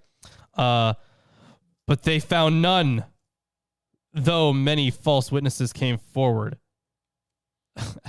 At last, 2 came forward and said, "This man said, I am able to destroy the temple of God and to rebuild it in 3 days." What a liar. That guy's lying right there. Yeah. And the high priest stood up and said, "Have you no answer to make? What is it that these men testify against you?" But Jesus remained silent. And the high priest said to him, "I adjure you by the living God, tell us if you are the Christ, the Son of God." So when the high priest says this in this form, Jesus is legally obligated to reply. Jesus said to him, "You have said so. But I tell you, from now on, you will see the Son of Man seated at the right hand of power and coming on the clouds of heaven." So Matthew does this by saying, "You have said so." Mark says, "I am." Oh, okay. Yeah. Interesting. So, which should be interesting because, the reason "I am," the other parallel with the burning bush. Right. But yeah, the seat at the right hand of power and coming on the clouds of heaven. Then the high priest tore his robes and said, "He has uttered blasphemy. What further witnesses do we need? So You have now heard his blasphemy. What is your judgment?" They answered, "He deserves death." So I want to note that Eerdmans has a totally different interpretation of the legalism. And I'm going to get into that here. The night meeting of the council at Caiaphas' house, as described by Matthew, was not a formal court in which a verdict was rendered, but an ad hoc hearing to deal with a crisis. Thus, analyses of this hearing as a trial and comparisons with the judicial procedures here with the rules in the Mishnah Sanhedrin a century later miss the point. When Caiaphas accuses Jesus of blasphemy, he does not ask the council, "What is your verdict?" Rather, ti himen doke is more informal, and means literally, "What does it seem to you?" or "What do you think?" The assembled elders... Wait, what? Where is that? Does it say the verse? In verse 66. Verse 66. Okay, I'll find the Greek. Yeah. T. Oh yeah. So okay. So ti humin doke. So let's see here. Anything? What does this? Maybe like what does this seem like to you? Mm-hmm. Yeah. So the assembled elders implicitly agree with Caiaphas that Jesus' claim is blasphemous, and since they already had plotted to kill Jesus, they answer that Jesus is deserving of death. Consistent with that informal evaluation of Jesus' case, in the morning they took counsel in order to execute him in a strategy session rather than a formal court proceeding, which leads them to bring Jesus to Pilate for formal judicial proceedings, sentencing, and execution. In contrast to Matthew, Mark 14:64 says explicitly that the members of the council condemned him as deserving death. The places where Jesus was interrogated and judged support the distinction of informal and formal proceedings. Caiaphas and the elders speak with Jesus in Caiaphas' house, which had a gateway and a courtyard. Pilate, the governor, sat on a bema, a raised platform outside the governor's residence. The praetorium probably refers to the palace built by Herod the Great on the western hill of Jerusalem near the present Jaffa Gate. Thus, Pilate judged Jesus in a public building following formal procedures. in contrast to the informal interrogation at Caiaphas's house. Thus, those who analyze the legality of the Jewish trial of Jesus in the Gospel of Matthew misunderstand the author's nuanced appreciation for Jewish judicial procedures. However, the author of Matthew has not suddenly exonerated the Jewish authorities of complicity in the death of Jesus. His unrelenting attack on their integrity continues unabated, since he portrays them as seeking Jesus' death from the Roman court. Thus, Judas's imprecise perception that Jesus was condemned anticipates Pilate's verdict, but is true to the unfolding of events. So that is the view that is put on in Eerdmans. Yeah. Let's continue on here. Yeah, so they said that he deserves death. Then they spit in his face and struck him, and some slapped him, saying, "Prophesy to us, you Christ. Who is it that struck you?" Bad rhetorical question, but okay. Now Peter was sitting outside in the courtyard, and a servant girl came up to him and said, "You also were with Jesus the Galilean." But he denied it before them all, saying, "I do not know what you mean." Oh, I also Peter sucks. Yeah. I also want to note that for them deeming that he deserves death, the Jews may not have had the authority of capital punishment at this time. Right, yeah. The Sanhedrin, 41b in the Talmud, notes that the Sanhedrin ceased trying capital cases 40 years before the destruction of the Second Temple in 70 CE. So this would be in 30 CE when they ceased trying capital cases, and this may or may not fall in line with. That's interesting. Yeah, that is pretty interesting. All right. Yeah, so it really depends actually on whether or not this even could be historically accurate, depending on which gospel you take, right? Right. It may be because the when Jesus was born is contingent upon which gospel you would give priority to, because they both couldn't happen at once. Exactly. So okay, let's continue on. Where was I? Right. So they, now Peter's being Peter sucks here, basically. I don't know that guy. He's like, I don't know what you're talking about. And when he went out to the entrance, another servant girl saw him and she said to the bystanders, "This man was with Jesus of Nazareth." And again, he denied it with an oath. I don't know that guy. Right? It says, "I don't know that man." After a little while, the bystanders came up and said to Peter, "Certainly you too are one of them, for your accent betrays you." Oh, like where he was from, and he's like, he's not from here. And the only other person that talks like him is Jesus, right? Is that the idea? I'm guessing. I get your accent betrays you. Peter had a decidedly Galilean accent that was conspicuous in Jerusalem. Gotcha. Exactly. Yeah. Then he began to invoke a curse on himself and to swear, "I do not know the man." And immediately the rooster crowed. So and these Peter, are the three. Okay. And Peter, and immediately the rooster crowed, and Peter remembered the saying of Jesus, "Before the rooster crows, you will deny me 3 times." Oh. Yep. So he was denied 3 times. He was, I guess, not followed 3 times, right? With falling asleep, and then you have this where he was like, "No, I don't know the guy." He said it 3 times, and then the rooster crowed, and he's like, "Oh no!" Right. I think there's one more sentence. Yeah, and he went out and wept bitterly. Yes, and that is the end of chapter 26. If you guys are enjoying the stream so far, which I know you are. Yeah, you better be. Yeah.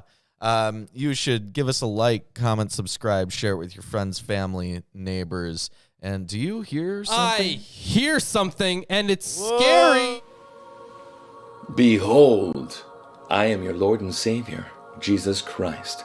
And I want to let all you heathens and sinners know that I support this wonderful episode of Atheist Sunday School. Lawrence and Reuben try their very best to bring you the true glory of the Bible, and they need your help. They have provided links to their Patreon page and other social media just for you. Once again, my name is Jesus Christ, and this is Milwaukee Atheists. The Lord is with them. God bless. Jesus! Hey, how you doing? We were just talking about you. Sorry about that Peter guy. He kind of sounds like a lost an dick. ear. He did lose his ear. No, that was he cut off the ear of somebody's slave. Oh. Yeah, he didn't lose an ear. He Pretty cut off cool. somebody's ear. Okay. Yeah. Don't hurt guys, but I thought one of the disciples got hurt. Maybe That guy was a dick. So sorry that you had to deal with his bullshit. All right, so we're hopping into chapter 27. It seems we're gonna have more with the 30 pieces of silver, actually, which is neat, I suppose. And let's talk about this. So the first section is just I guess the first important section is just stuff about so it's the death decision, and there's some stuff about Pilate. There's not really too much to say on the chapter as a whole, but with Pilate, it is pretty interesting that we did. I think, did you send me this, or maybe Ruben sent me a link where it was like where we found Pilate's his signet ring, like that you would like stamp letters with. So I don't know if that was you or Ruben who sent me that. if it was me, it was so long ago. Okay, but that was pretty interesting. A thing that we actually found. Maybe once Ruben gets back here, he will tell me if that was him or if that was Chris. Oh my God! What was me or Chris? Oh, one of you sent me an article about how we discovered Pilate's signet ring that you would like sign things with. It was probably me. I don't remember. Oh my God. Okay. Well, yeah, that was just an interesting find. We found that like a couple of years ago now, I think, but it's interesting. But hey, did you receive revelation? Anything happened? How are your ears? Well, one of them got cut off. Oh no. But What a shame. the revelation that I received is that that's the last time we'll be seeing Jesus' face while covering Matthew. You know what? Yeah, that is accurate. All right. I'm a prophet, everyone. That is crazy. You are so good at this. Yep. You should be like a son of God or something. I'll try. Okay. But yeah, we can probably hop into the chapter. Not really too much to introduce. All right, guys. Let's do this. Yeah, so they're handing him over to Pilate, it seems. Yeah, he's getting handed over. Chapter 27. When the morning was come, all the chief priests and elders of the people took counsel against Jesus and put him to death. And when they had bound him, they led him away and delivered him to Pontius Pilate, the governor. Then Judas, which had betrayed him, when he saw that he was condemned, repented himself and brought again the 30 pieces of silver to the chief priests and elders, saying, I have sinned in that I have betrayed the innocent blood. And they said, What is that to us? See thou to that. And he cast down the pieces of silver in the temple and departed, and went and hanged himself. Yeah, so in this one, he hangs himself. Yes. That's important. Now, there is another tradition here. I'm going to talk about it as briefly as I can. So, there are two variant traditions to the story of the death of Judas and the field of blood. Another place etiology on the field of blood appears in Acts 1:18 through 19. This one bought a field with his unrighteous reward. He fell headlong and burst asunder, and in the middle, he burst asunder in the middle, and all of his bowels ran out. And it became known to all the inhabitants of Jerusalem, so that the field of blood was called Akeldama in their dialect. That is, field of blood. So The thing about the blood money is you have either, like, is it called Akeldama, Field of Blood, because it was bought with blood money, or is it called that because he died there and you had all this blood? It's a bit more literal. Yeah, exactly. Just a So- field that has blood in it. Yeah, exactly. It still has blood. It's always bloody there. Yeah, so Nobody you knows have why. these two separate traditions, both still, are canonical, right? But you do have both of those. Well, we have an explanation that comes up in the upcoming verses. Yeah, you have this one that's coming up, and then another one later in a different book. Yeah, so let me get into that. And the chief priests took the silver pieces and said, "It is not lawful for us to put them into the treasury because it is the price of blood." And they took counsel and bought with them the potter's field to bury strangers in. Wherefore that field was called the field of blood unto this day. Yeah, there you go. Then was fulfilled that which was spoken by Jeremiah the prophet, saying, "And they took the 30 pieces of silver, the price of him that was valued, of whom they of the children of Israel did value, and gave them for the potter's field, as the Lord appointed me." Which did we cover that piece of Jeremiah earlier? While talking about the 30 pieces of silver. Yeah, we did. Okay. So we don't need to get into that because we just did. And Jesus stood before the governor, and the governor asked him, this is Pontius Pilate, saying, "Art thou the king of the Jews?" And Jesus said unto him, "Thou sayest." According to you. Jesus has just been trolling this entire book. He has been. Mark's interpretation of Jesus is him as at least more playful. This is Matthew. Matthew. Sorry, my bad, Matthew. Yeah. Whoop. So We don't have Mark yet. so in this one, yeah, he is kind of a troll. He's being like very Kappa about it. Yeah. He's like, Well, that's what you say. yeah, that's according to you. I mean, I didn't say anything. yeah.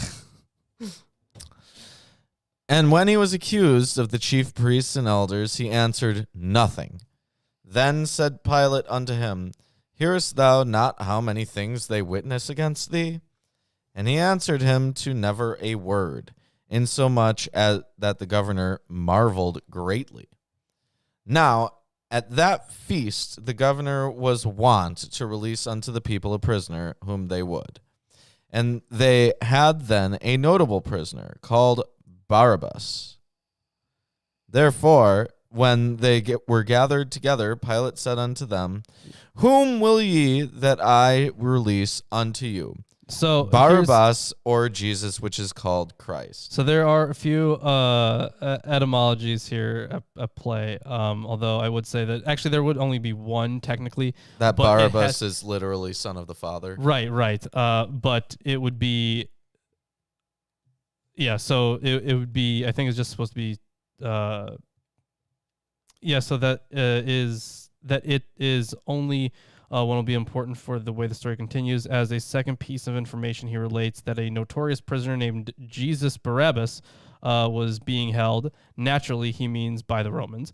Barabbas is a patronymic name that means son of Abba. This prisoner is epistemos, that is well known or eminent or famous. That he could be famous in a negative sense, thus infamous, is not included in the common meaning of the word that can be derived from the context. In the source, Mark 15:7, Barabbas is at least indirectly associated with murders committed in an uprising, something that Matthew does not mention. However, it is hardly the case that for political reasons he avoids here a potentially compromising association of Jesus with an uprising. It may be that he assumes that his reader knows what Mark writes. Right. So Pontius Pilate, he gives him this choice of either Jesus or Barabbas. And so there's some wordplay there. Mm-hmm. For he knew that for envy they had delivered him. When he was set down on the judgment seat, His wife sent unto him, saying, Have thou nothing to do with that just man? For I have suffered many things this day in a dream because of him. In a dream. Yeah, her dream recollects Joseph. Joseph is a dreamer, of course. Well, he was the one who interpreted them. Yeah, in Genesis. Yeah, the wife only... Let me see. The wife is mentioned only by Matthew. Oh, okay. But she has this dream, and dreams are sent by God, right? They're mystical God things. Yeah. But the chief priests and elders persuaded the multitude that they should ask Barabbas and destroy Jesus. The governor answered and said unto them, Whether of the twain will ye that I release? Hold on. Sorry. What verse was the dream thing? 19. 19. Okay. Gotcha. Yeah, she's like, please don't do this. Yeah. Okay. The governor answered and said unto them, Whether of the twain will ye that I release unto you? They said, Barabbas. Pilate saith unto them, What shall I do then with Jesus, which is called Christ? They all say unto him, Let him be crucified. And the governor said, Why? What evil hath he done? But they cried out the more, saying, Let him be crucified. When Pilate saw that he could prevail nothing, but that rather a tumult was made, he took water and washed his hands before the multitude, saying, I am innocent of the blood of this just person. See ye to it. Want to hear a little bit about the wife? Yeah. Actually, yeah. Yeah, tell me about her. So Pilate's wife has strongly exercised the fantasy of Christian interpreters. In the Acts of Pilate 2:1, she is a God-fearer. Later, she became a Christian and even a saint. In several versions of the Gospel of Nicodemus, she receives the cognomen Procula that then is popular in the Middle Ages. The name Claudia goes back to the chronicler of Pseudo-Dexter of 1619. The interpreters have given a great deal of attention to her dream, not so much to its content as to the question whether it was sent to her by God or by the devil who wanted to prevent Jesus' saving death. Another question was why Pilate's wife was not able to inform her husband about her dream until the trial. One of the answers to this question was that noble women like to lounge in bed in the morning while their husbands have to get up early and go to work. Oh my God. Oh, of course.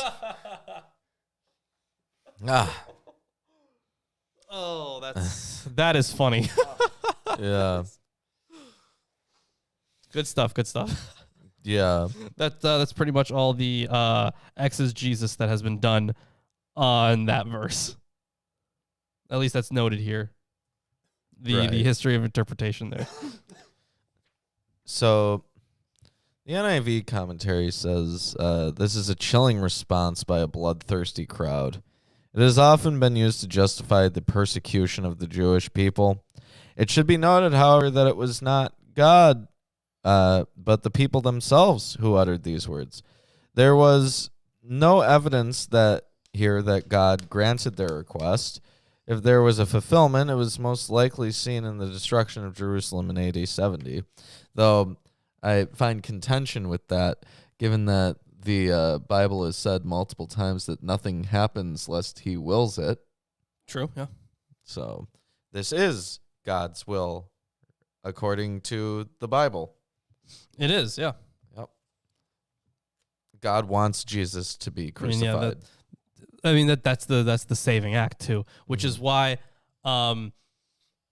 there's of course the Gospel of Judas, which I think I did a video I talk about the Gospel of Judas. I wasn't entirely on the Gospel of Judas, but there in the Gospel of Judas is seen as the good guy because he's the one who brought that salvation. He was needed in order for us to be saved.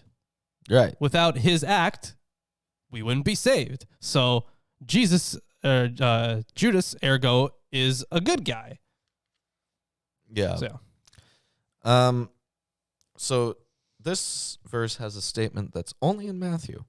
And I think you'll see it. Then answered all the people and said, his blood be on us and on our children. Okay, yeah. Yep. Yeah. Only in Matthew. Interesting. Yep. Then released he Barabbas unto them, and when he had scourged Jesus, he delivered him to be crucified. Then the soldiers of the governor took Jesus into the common hall, and gathered him the whole band of soldiers, and they stripped him and put on him a scarlet robe. I think there's a different color in a different version, right? There might be. Here it's scarlet. So, but one thing, this is where you have a proper, what's the word? Scarlet in here where the other gospels have purple. There you go. Okay. So here's where you have like an actual, scapegoat, I guess, right? Mm-hmm. Where somebody else takes on all this stuff. There's another word for it. Why am I blanking on this? Like, yeah, scapegoat works, but like, what? If there's another word that I'm blanking on. I know what you want too. Damn it. Yeah, right. Exactly. I'll think of it. Okay. And when they had plaited a crown of thorns, they put it upon his head, and a reed in his right hand, and they bowed the knee before him and mocked him, saying, "Hail, King of the Jews!" Vicarious. Yes. This is where we have it. An actual act of vicarious suffering. Mm-hmm. Oh, that's not what I was thinking at all. Oh, okay. So they're mocking him, and they spit upon him and took the reed and smote him on the head. And after that they had mocked him, they took off the robe from him and put his own raiment on him and led him away to crucify him. And as they came out, they found a man of Cyrene, Simon by name. Him they compelled to bear his cross. Yeah, that's something that gets brought up a lot by people is Simon of Cyrene bearing the cross. So let's talk a little bit about Cyrene. Cyrene's a modern-day Libya, home to a Jewish community in the 1st century. So what verse was that? That was verse 32. 32, okay. With Simon of Cyrene. And let me see if the NIV says anything. So Simon's just a dude, I guess. They're like, carry this cross. Yeah, so it appears that he accidentally came upon the column with the heathen soldiers and the condemned men. The narrator is not interested in who he is and whence he comes from. Of course, for Jewish Christians who are the first readers, Simon is a Jew. He comes from Cyrene, where a fourth of the population was Jewish. The soldiers here press Simon into service. He must carry the beam of Jesus' cross. Why? The most obvious explanation is that after all the mistreatment, Jesus is too weak to carry it himself. But that is not said. The narrator does not care whether Simon does it willingly or unwillingly. The readers probably assume that Simon carries the beam of Jesus' cross all the way to Golgotha. They may remember 16:24, the Logion in which Jesus has called anyone who would follow him to take up his cross. You know, there's an aside in here before we get on with the scene. On this blood cry from the crowd. Only in Matthew 27:25 are all the people depicted as clamoring for Jesus' crucifixion and insisting when Pilate demurs, his blood will be on us and our children. The phrase, notoriously referred to as the blood cry, had been interpreted by Christians throughout the centuries to mean that all Jews at all times and places were to be held accountable for Jesus' death. The earliest record of this belief may date back to 1 Thessalonians 2:14 through 16 in the mid-1st century CE, in which Paul blames the Jews for the death of Jesus, although the meaning of the Jews there is questionable, especially since Paul was a Jew himself. Paul was likely referring to the Jewish leaders, to a select few community members, or to Judeans, here meaning only people in Judea. By the time of Justin Martyr in the 2nd century, the belief that the Jews in general were accountable for Jesus' death is more clear. See also the Gospel of Peter 1:20-27. Then the Jews and the elders and the priests, having come to know how much wrong they had done themselves, end quote, implies general blame for Jesus' death. Even in antiquity, however, some have disagreed with this reading. With the promulgation of the Vatican II document, Nostra Aetate, in 1965, the Roman Catholic Church and subsequently many other Christian groups rejected this view of collective guilt. Probably drawn from earlier scriptures, Leviticus 29, Deuteronomy 19:10, Joshua 2:19, 2 Samuel 1:16, especially Jeremiah 26:15, you will bring innocent blood upon yourselves, also Acts 5:28. The verse for Matthew is more likely about prophetic fulfillment than a universal condemnation of Jews. Further, for Matthew's own context, it was all the people of Jerusalem and their children who witnessed the destruction of the city in 70 CE.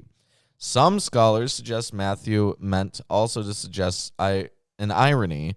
The crowd unknowingly calls Jesus' salvific blood upon themselves. I'm not too sure about that, but you can see that that verse has been extremely detrimental to Jewish people throughout history. Yeah. I can continue on. Yeah, absolutely. And when they were coming to a place called Golgotha, that is to say, a place of a skull, they gave him vinegar to drink mingled with gall. There's a little bit on this place. So the location of Golgotha was a long matter of dispute. However, excavations have shown that the traditional site in the area of the Church of the Holy Sepulchre is well-founded. In that day, the area presumably lay outside the so-called second wall and was a quarry that at the founding of Aelia Capitolina in the 2nd century CE was filled in and included in the city. Golgotha may have been a rounded mass of rock left standing in this quarry in sight of the city wall, about 400 meters from Herod's palace. It may be that an old Christian local tradition about the location of Golgotha survived until the time of Constantine, that is, during the entire time between the First and Second Jewish Wars, in which Jerusalem was unoccupied and lay in ruins, and during the entire time of Aelia Capitolina, when the forum with a temple to Aphrodite was at that location. All right. They gave him vinegar to drink mingled with gall, and when he had tasted thereof, he would not drink. And they crucified him, and parted his garments, casting lots, that it might be fulfilled which was spoken by the prophet, they parted my garments among them, and upon my vesture did they cast lots. What is casting lots? What does this refer to? What, for his stuff?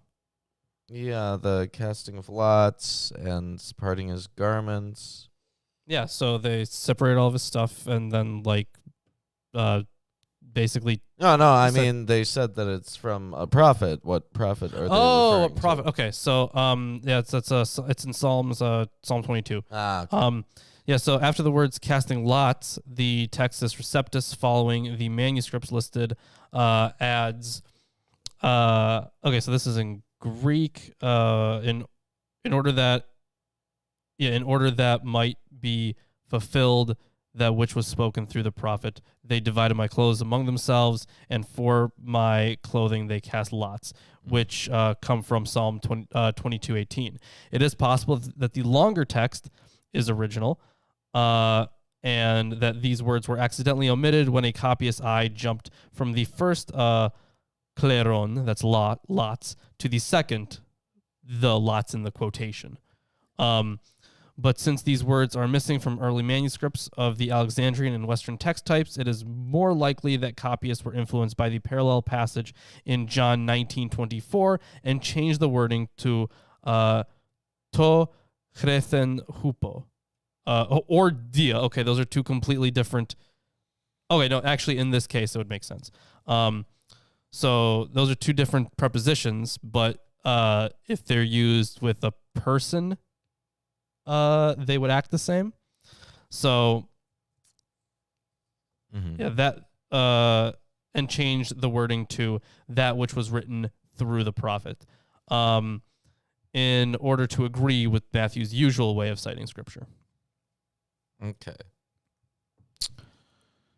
And sitting down, they watched him there, and set up over his head the accusation written, "This is Jesus, the King of the Jews." Then were there two thieves crucified with him, one on his right hand and one on the left. And they that passed by reviled him, wagging their heads, and saying, "Thou that destroyest the temple and buildest it in 3 days, save thyself. If thou be the Son of God, come down from the cross." Likewise, also the chief priests, mocking him with the scribes and elders, said, "He saved others, himself he cannot save. If he be the King of Israel, let him now come down from the cross, and we will believe him. He trusted in God, let him deliver him now, if he will have him, for he said, I am the Son of God." The thieves also, which were crucified with him, cast the same in his teeth. Now, from the 6th hour there was darkness over all the land, unto the 9th hour. And about the 9th hour, Jesus cried with a loud voice, saying, "Eli, Eli." So this is like the last part of the night, Mhm. starting, yeah. Yeah. Right? I Yeah. think that's what we talked about before. Yeah. The way time was divided, yeah. And about the 9th hour, Jesus cried with a loud voice, saying, "Eli, Eli, lama sabachthani." That is to say, my God, why hast thou forsaken me?" Psalm 22. Yes, Psalm 22. Verse 1. The first two words are in Hebrew, possibly to recall the familiar Hebrew psalm, followed by Aramaic, the vernacular, the period. The psalm, which informs much of the description of the crucifixion, ends on a triumphal note. Yeah. Yeah. Some of them that stood there, when they heard that, said, "This man calleth for Elijah." And straightway one of them ran and took a sponge and filled it with vinegar and put it on a reed and gave him to drink. So I just want to point out one thing here. In this book, there are a lot of different views, a lot of different, lots of different artwork, I guess, of crucifixions. Yeah. And one of these is absolutely terrifying. Here, look at that, Ruben. Holy shit. Yeah, hold on. I'm gonna go up to the camera to show this one because it's kind of intense. Yeah, it is. There are a lot of like normal looking ones, but this one looks kind of nuts. Now, this could also be Eloi, lama sabachthani. Mixture of Aramaic and Hebrew, translated by Matthew for his readers. You're way too close, Lawrence. I'm not even going to transition over. Go way back. That's definitely not true. It's blurry now. I'm not going to even go to that screen. Go back further. Thank you. This one right here? Can you even tell what that is? No. No, you can't. You could hold it up closer to the camera. Yeah, well, let's find out. Yeah, that's so blurry. Is it blurry? Super blurry. Yeah, I can't see shit. Picture's gonna, even worse. All right, that's fun. Thanks.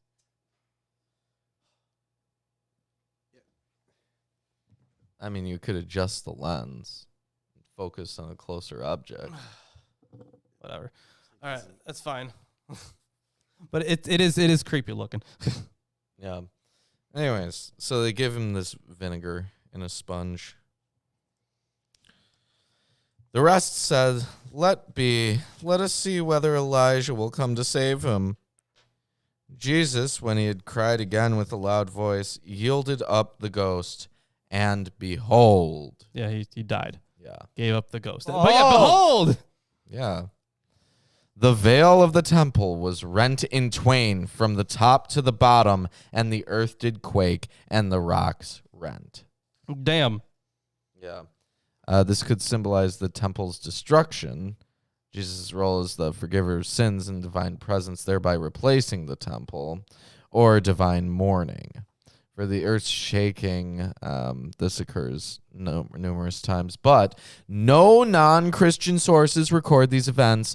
The emphasis here is on theology rather than a geological event. Yeah. So there is no record of such an earthquake occurring. Yeah, so, yeah, because you have... Because something like this would definitely be interpreted through as like, this is divine, because that's what they thought something like an earthquake would come from, right? And even Jesus before, I mean, Matthew kind of sets this up for us. He even says that it'll be preceded by an earthquake, right? Mm-hmm. Yeah. So... And the graves were opened, and many bodies of the saints which slept arose, and came out of the graves after his resurrection, and went into the holy city and appeared unto many. Yeah, mass resurrection. Yeah, the resurrection of the holy ones, which was that was a thing that was supposed to happen, expected right? Yeah. for the Messianic age. Yeah.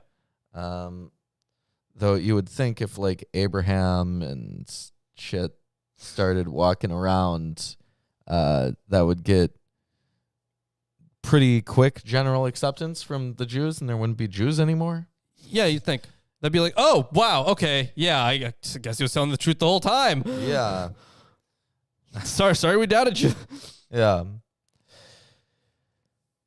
Now, when the centurion and they that were with him, watching Jesus, saw the earthquake and those things that were done, they feared greatly, saying, truly this was the Son of God.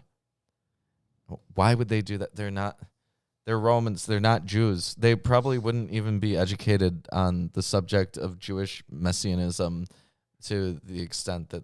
Yeah, to this extent, yeah, probably not. That makes no sense. And many women were there, beholding afar off, which followed Jesus from Galilee, ministering unto him, among which was Mary Magdalene, and Mary, the mother of James and Joseph, and I don't know if that's supposed to be James and Jesus, but it says James and Joseph. Wow, it says Joseph. Yeah. I have, okay, so Mary Magdalene and Mary, the mother of James and Joseph, yeah. Yeah. Joseph. And the mother of Zebedee's children. When the evening was come, there came a rich man of Arimathea named Joseph, who also himself was Jesus' disciple. So wait a second. We get this Mary Magdalene character. Yeah, so she's named. She's only named here. She only pops up here. There's no like, oh, and this is that lady who did that thing back then. No, this is the first time Mary Magdalene's popped up. Who's this lady? Tony the Tiger was there, and the first George Bush was there, and just throw in more people, you know? Yeah, so Magdala, also known as Tarichaea, is a village in Galilee known for processing fish. But So, okay. what? In the Western churches, and only in them, Mary of Magdala has become an important saint. The basis of the medieval Magdalene legends is the merging of the figures of the three biblical women, the Mary Magdalene of Luke 8:2, who appears again at Jesus' tomb, the sinner of Luke 7:36 through 50, and the anointing woman of Bethany, who in John 12:3 through 8 is identified with Mary, the sister of Lazarus. 2 homilies of Gregory the Great were especially influential in identifying the three as the same person. Thus, in piety, beginning especially in the 11th century, and then particularly in the Baroque period, Mary Magdalene became an important model and patron for converted sinners. The numerous Christian Gnostic texts in which she appears show a different profile of Mary Magdalene. In many of them, she is the companion of Christ, whom he loved more than the others, and whom he often kissed on her mouth. That's just the sexiest way of possibly putting it. In the full Gnostic sense of the word, she is a disciple of Jesus who knows and reveals the heavenly mysteries. Sometimes she is in a strange rivalry with Peter, the prototype of the male disciples. Since the 19th century, the married Jesus has appeared in pseudo-rationalistic Jesus literature. Usually his wife or mistress is Mary Magdalene. What Albert Schweitzer said about a Jesus book at the beginning of the last century can also be said of such Jesus books from K.H. Venturini to Barbara Thering. One, quote, ought not to fall into the error of the theology with which he is at feud. Mm-hmm. He ought to use sober history as his weapon against the supplementary knowledge which his opponents seem to find between the lines, instead of meeting it with an esoteric historical knowledge of his own. It would be better to stay with the figure of Mary Magdalene as Jesus' lover in the romance novels, where at least one is not expected to believe that everything is historical. Mm-hmm. Sometimes the image of Mary Magdalene in such novels is quite impressive. Then he just lists some stuff that he likes, which is weird. So why don't I continue on here? We have Joseph of Arimathea coming in. He went to Pilate and begged the body of Jesus. Then Pilate commanded the body to be delivered. And when Joseph had taken the body, he wrapped it in a clean linen cloth and laid it out on his own new tomb, which he had hewn out in the rock. And he rolled a great stone to the door of the sepulchre and departed. And there was Mary Magdalene and the other Mary sitting over against the sepulchre. Now, the next day that followed the day of the preparation, the chief priests and Pharisees came together unto Pilate, saying, Sir, we remember that deceiver said, while he was yet alive, after 3 days I will rise again. Command, therefore, that the sepulchre be made sure until the 3rd day, lest his disciples come by night and steal him away, and say unto the people, he is risen from the dead, so the last error shall be worse than the first. Pilate said unto them, Ye have a watch, go your way, make it as sure as ye can. So they went and made the sepulchre sure, sealing the stone and setting a watch. And that's the end of chapter 27. If you're enjoying the stream so far, we are about to finish the book of Matthew. Is there much left? One more chapter. It's a pretty short chapter. This has been a nice long stream, but I thought I'd mention that it's been a long stream. It has been a long stream. Yeah, it definitely has been. But you know what? This is the passion narrative. This is the part where Jesus dies. This is literally the most of important the part. Yeah, this is the most important part. I think it's okay that we're spending a lot of time on it. Sure. Like, it's not like we're just talking about like Obadiah or something. Old Obadiah. Yeah, so why don't you... Yeah, so now we get to talk about the resurrection. Yeah. Now, after the Sabbath, toward the dawn of the first day of the week, Mary Magdalene and the other Mary went to see the tomb. And behold! There was a great earthquake, for an angel of the Lord descended from heaven and came and rolled back the stone and sat on it. So it's noteworthy that some Jews believed that the soul departed the body after 3 days. Sunday, the first day of the week, would have been the third day after Jesus' death. Sure. So this is the point in time that he said he's supposed to come back. His appearance was like lightning, and his clothing white as snow. And for fear of him, the guards trembled and became like dead men. But the angel said to the women, Do not be afraid, for I know that you seek Jesus who was crucified. He is not here, for he has risen, and he said, "Come, see the place where he lay." As he said, "Come, see the place where he lay." Then go quickly and tell his disciples that he has risen from the dead, and behold, he is going before you to Galilee. There you will see him. See, I have told you. So they departed quickly from the tomb with fear and great joy, and ran to tell his disciples. And behold, Jesus met them and said, "Greetings." And they came up and took hold of his feet and worshipped him. Then Jesus said to them, "Do not be afraid. Go and tell my brothers to go to Galilee, and there they will see me." So, I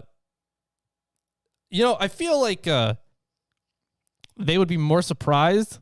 Like, obviously they're surprised here, but right. Like I don't think a simple "hello" ought to do it. Hello. Right. It's pretty anticlimactic. Yeah.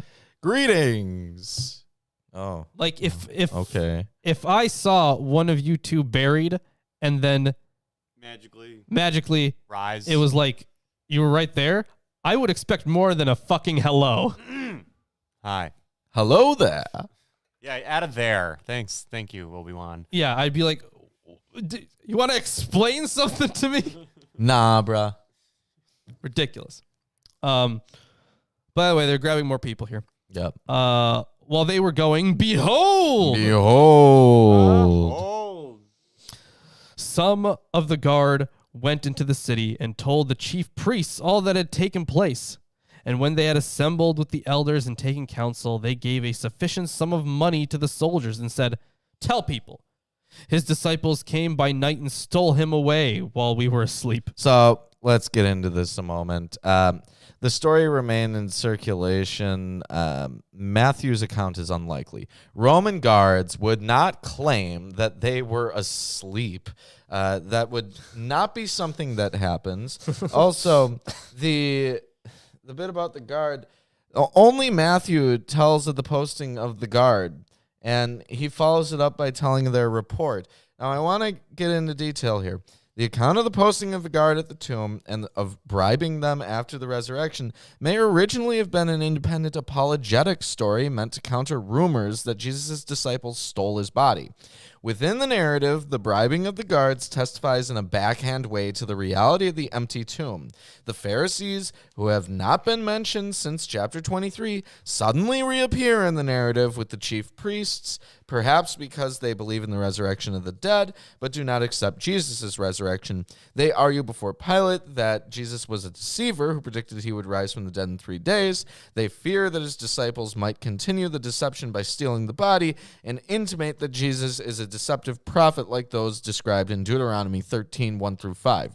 Pilate's authorization of a guard at the tomb does not make clear whether he gave the detachment of Roman soldiers or told them to use their own guards. In either case, the guards and a seal on the tomb secure the body and make the later charge of the theft against the disciples less credible, hence the attraction of this story for the author of the gospel.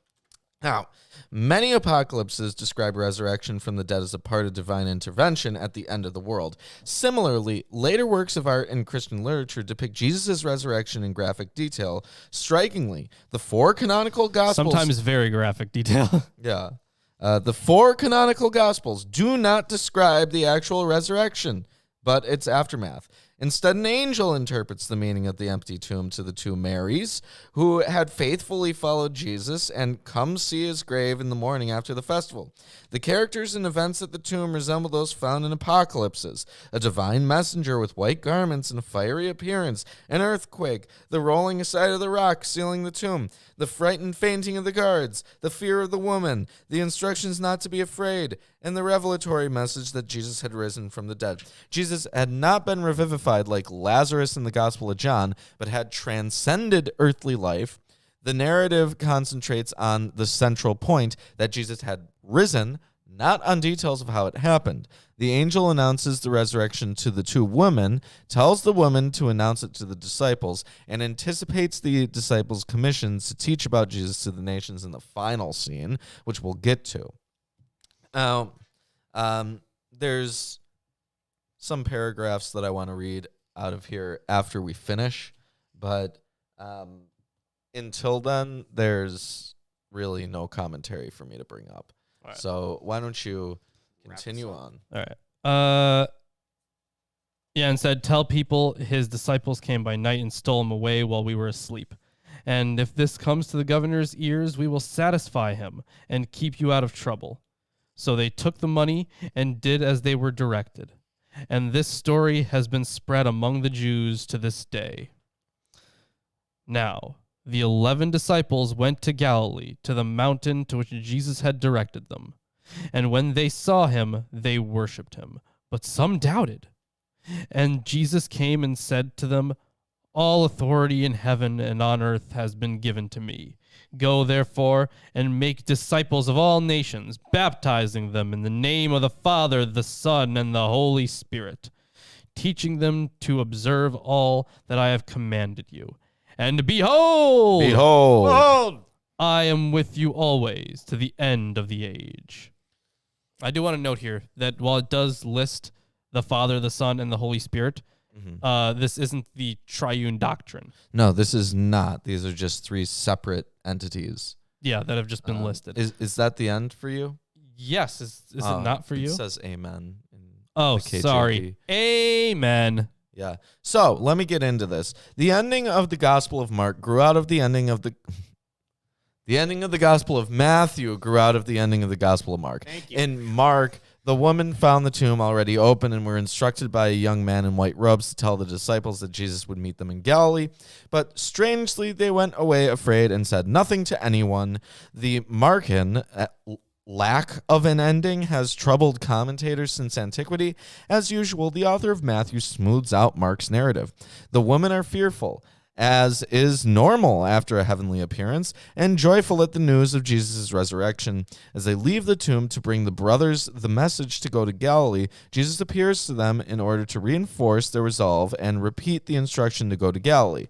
Matthew ends his gospel logically enough with Jesus' promised Galilean appearance to his disciples. The appearances of the angels and Jesus verify and authenticate the narrative's claim that Jesus had risen from the dead. Even the ending of the story of the tomb guards supports Matthew's case, for they testify to the chief priests about their experience of the angel, earthquake, fear, unconsciousness, and the empty tomb. The chief priests and elders take counsel, bribe the guards as they did Judas, suborn perjury, and plan to mislead Pilate, just as they did earlier in the plot against Jesus. This apologetic story refutes charges that Jesus' disciples falsified the resurrection by stealing the body, and blames the leaders of Judea for misleading the people away one last time. The author of Matthew laments his opponent's success with rare editorial comment that this story, that Jesus' body was stolen in this way by the disciples, has been spread among the Jews to this day. Jews here refers to those Jews who, unlike Matthew and his followers, have not accepted Jesus as Messiah and Son of God. Because we should note that all these people are Jews, including all of the disciples and every single first century Christian. Jewish Christians, yeah. Yeah.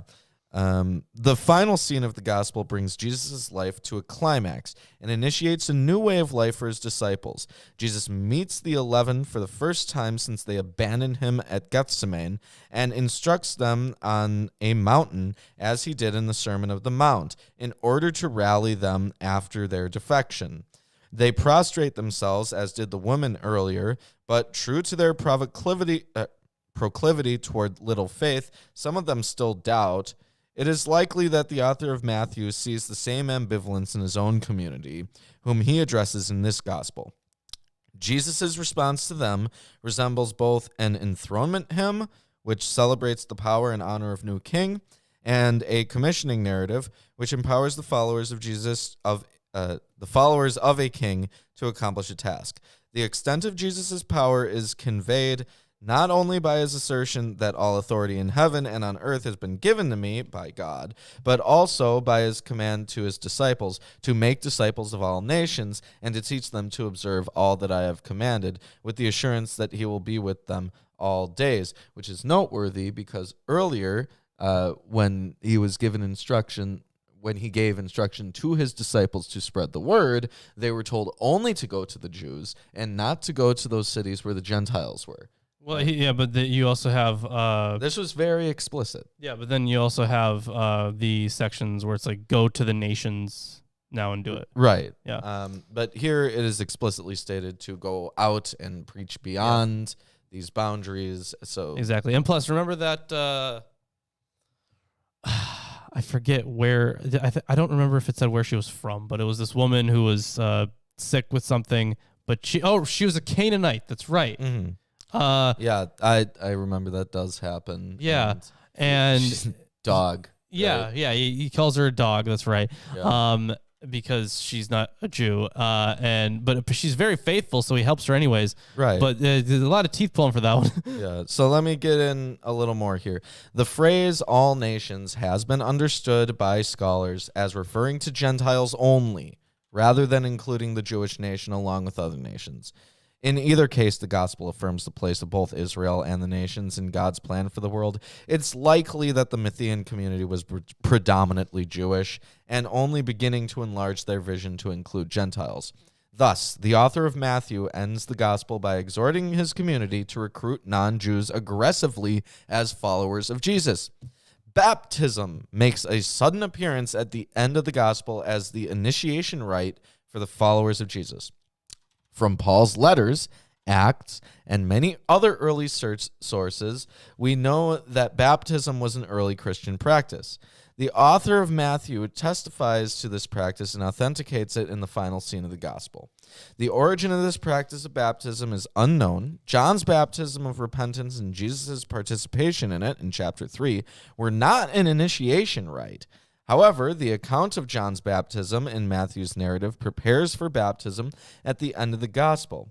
In a general way, those being baptized imitate Jesus, who was baptized by John.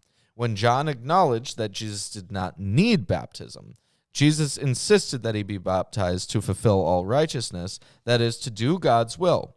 God's will that Jesus be baptized at the beginning of the gospel matches God's will that the nations be baptized at the end. The invocation of the Father, Son, and Holy Spirit in the liturgical formula used in baptism also has roots in the story of Jesus' baptism, in which the Son of God is baptized, the Father's voice acknowledges the Son, and the Spirit of God descends on Jesus. This formula does not imply the fully developed Trinitarian theology of the 4th century, even though later reflection on it fostered that theology. The teaching and observance that accompany baptism are probably the contents of the gospel in their entirety. Jesus' final promise to be with his disciples all the days until the end of the age reaches back to his birth and forward to the end of the world. In the infancy narrative, Jesus received the symbolic name Emmanuel, meaning God with us, and here he actualized it by being authoritatively present to his followers even after he's died. The end of the age, which is the goal of Jesus' promise, has been explained in the parables and the eschatological sermon. The final instruction strengthens and guides Jesus' disciples and the author's community and leaves their work and life open to the future coming of Jesus at the end. And that is everything that Eerdmans has to say about Matthew. Now, final thoughts on Matthew. I'd have a lot of thoughts, but it takes too much time. Yeah, Chris is impatient. Yeah, I know. Final thoughts on hungry, Matthew. actually, that's all. As far as I mean, there was some interesting stuff in there, right? It wasn't like completely devoid of like any good moments, right? Yeah, there's some interesting stuff. There is way more comparing God to a slaver than I thought there would be. Yeah. And that's not something that happens regularly throughout the Old Testament either. Yeah. It's I also would not because people don't like. I get that they're trying to say like this is how powerful God is, right? Yeah. But still though, not good optics, not good PR. So Yeah. maybe at the time it was So for some reason. it's it was. noteworthy. Christians make a big deal about the Pontius Pilate episode, the crucifixion and the resurrection. Yeah. It's essentially what Christians think of when they think of Jesus, right? That is like the most important part. That's the saving like narrative. Yeah. Yeah. And interesting that so many things that are basically the entire passion narrative is just thrown into the end here. Like, you would figure that more things would be strewn out throughout the book, but a lot of it is just kind of glanced over. There's minimal detail that's given towards some of these very important events, and there's a lot of detail that's given towards less important things in different parts of the book. I mean, this part does get the most detail, I think, the passion narrative, but the passion narrative is detailed, but some of those parables, which were like, they just kind of droned on and on and on. That's true, yeah. So it makes you wonder why do it that way. What I thought was interesting was how they handled, and maybe this was just apparent to me reading out of this version that is red text for Jesus, but how they handled Jesus's words in his speech in the final few chapters after he gets taken and is put through trial and crucified. It's made more striking when you get to the line where he says, Eloi, Eloi, lama sabachthani. All right, my God, why hast thou forsaken me? Right? Because if you notice, I'm just going to hold this up to the camera. You go back to like chapter 25. Yeah, it's a whole speech. And chapter 26. And there's red text that stands out here pretty much throughout. That's Jesus talking. That's Jesus talking. And then this trial section occurs. And you get like a couple of really short statements. And then the last thing that you get before the resurrection is just this, my God, why have you forsaken me? And it stands out a lot. There's a huge contrast. So that I thought was interesting. And yeah, I mean, I guess it's hard to notice that without right. Yeah. Right. Aside from that, there's definitely some stuff I was surprised by. And we'll see how it compares to the other gospels then. Yeah, we will. Especially, we've already pointed out one contradiction, which is the scarlet robe. Yeah, the scarlet robe. We talked about the reason why it was named the Field of Blood. The brief mention of Mary Magdalene. Yeah, Mary Magdalene, that weird one comes out of nowhere. Yeah, very strange. Yeah, so I mean, there are definitely contradictions between these, and you see like a lot on like atheist websites, like here's a huge list of Bible contradictions. Most of them by far are not actual contradictions, but this one actually is. So we try to, when we talk about contradictions, we try to restrict them to actual contradictions. We don't need to make stuff up to have like an argument against these things. Yes. So without further ado, I guess you guys can check us out on Patreon. Yeah. You can get our written video scripts for when we do that. You could be on the show.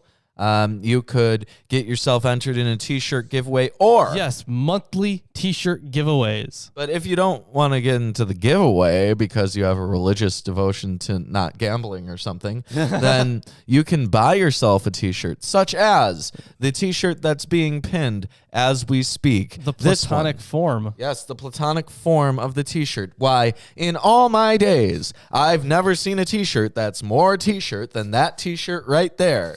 So exactly. Buy it.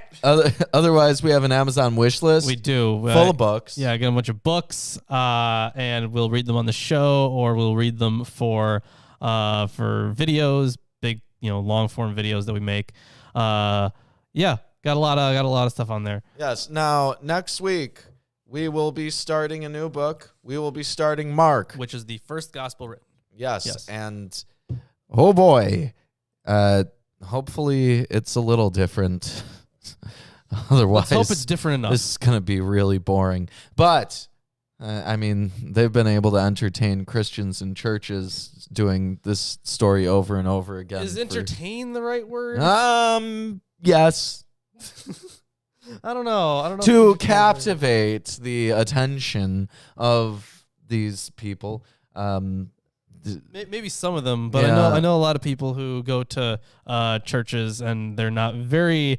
They're there for reasons other than the all the God stuff that they talk about. Yeah. Like either they were forced to be there, or they Part go of this community. yeah, part of the community, stuff like that. But I know a lot of people don't necessarily enjoy reading and hearing about that kind of stuff. But either way, that's the end of the show, guys. Yeah, I want to remind all those Christians out there. Hold on. Before we're done with Matthew forever, I want to remind you all. What are you looking for? I'm looking for. Think not that I am come to destroy the law or the prophets. I'm not come to destroy, but to fulfill. For verily I say unto you, till heaven and earth pass, one jot or one tittle shall in no wise pass from the law till all are fulfilled. Whoever therefore shall break one of these least commandments and shall teach men so, he shall be called the least in the kingdom of heaven. And whoever shall do and teach them, the same shall be called great in the kingdom of heaven. So you Christians out there had better eat kosher. You better. So yeah, other than that, Facebook and Twitter, free to follow us. And we will see you on Friday and then Sunday and then Friday and then we Sunday. got Mark. Yep.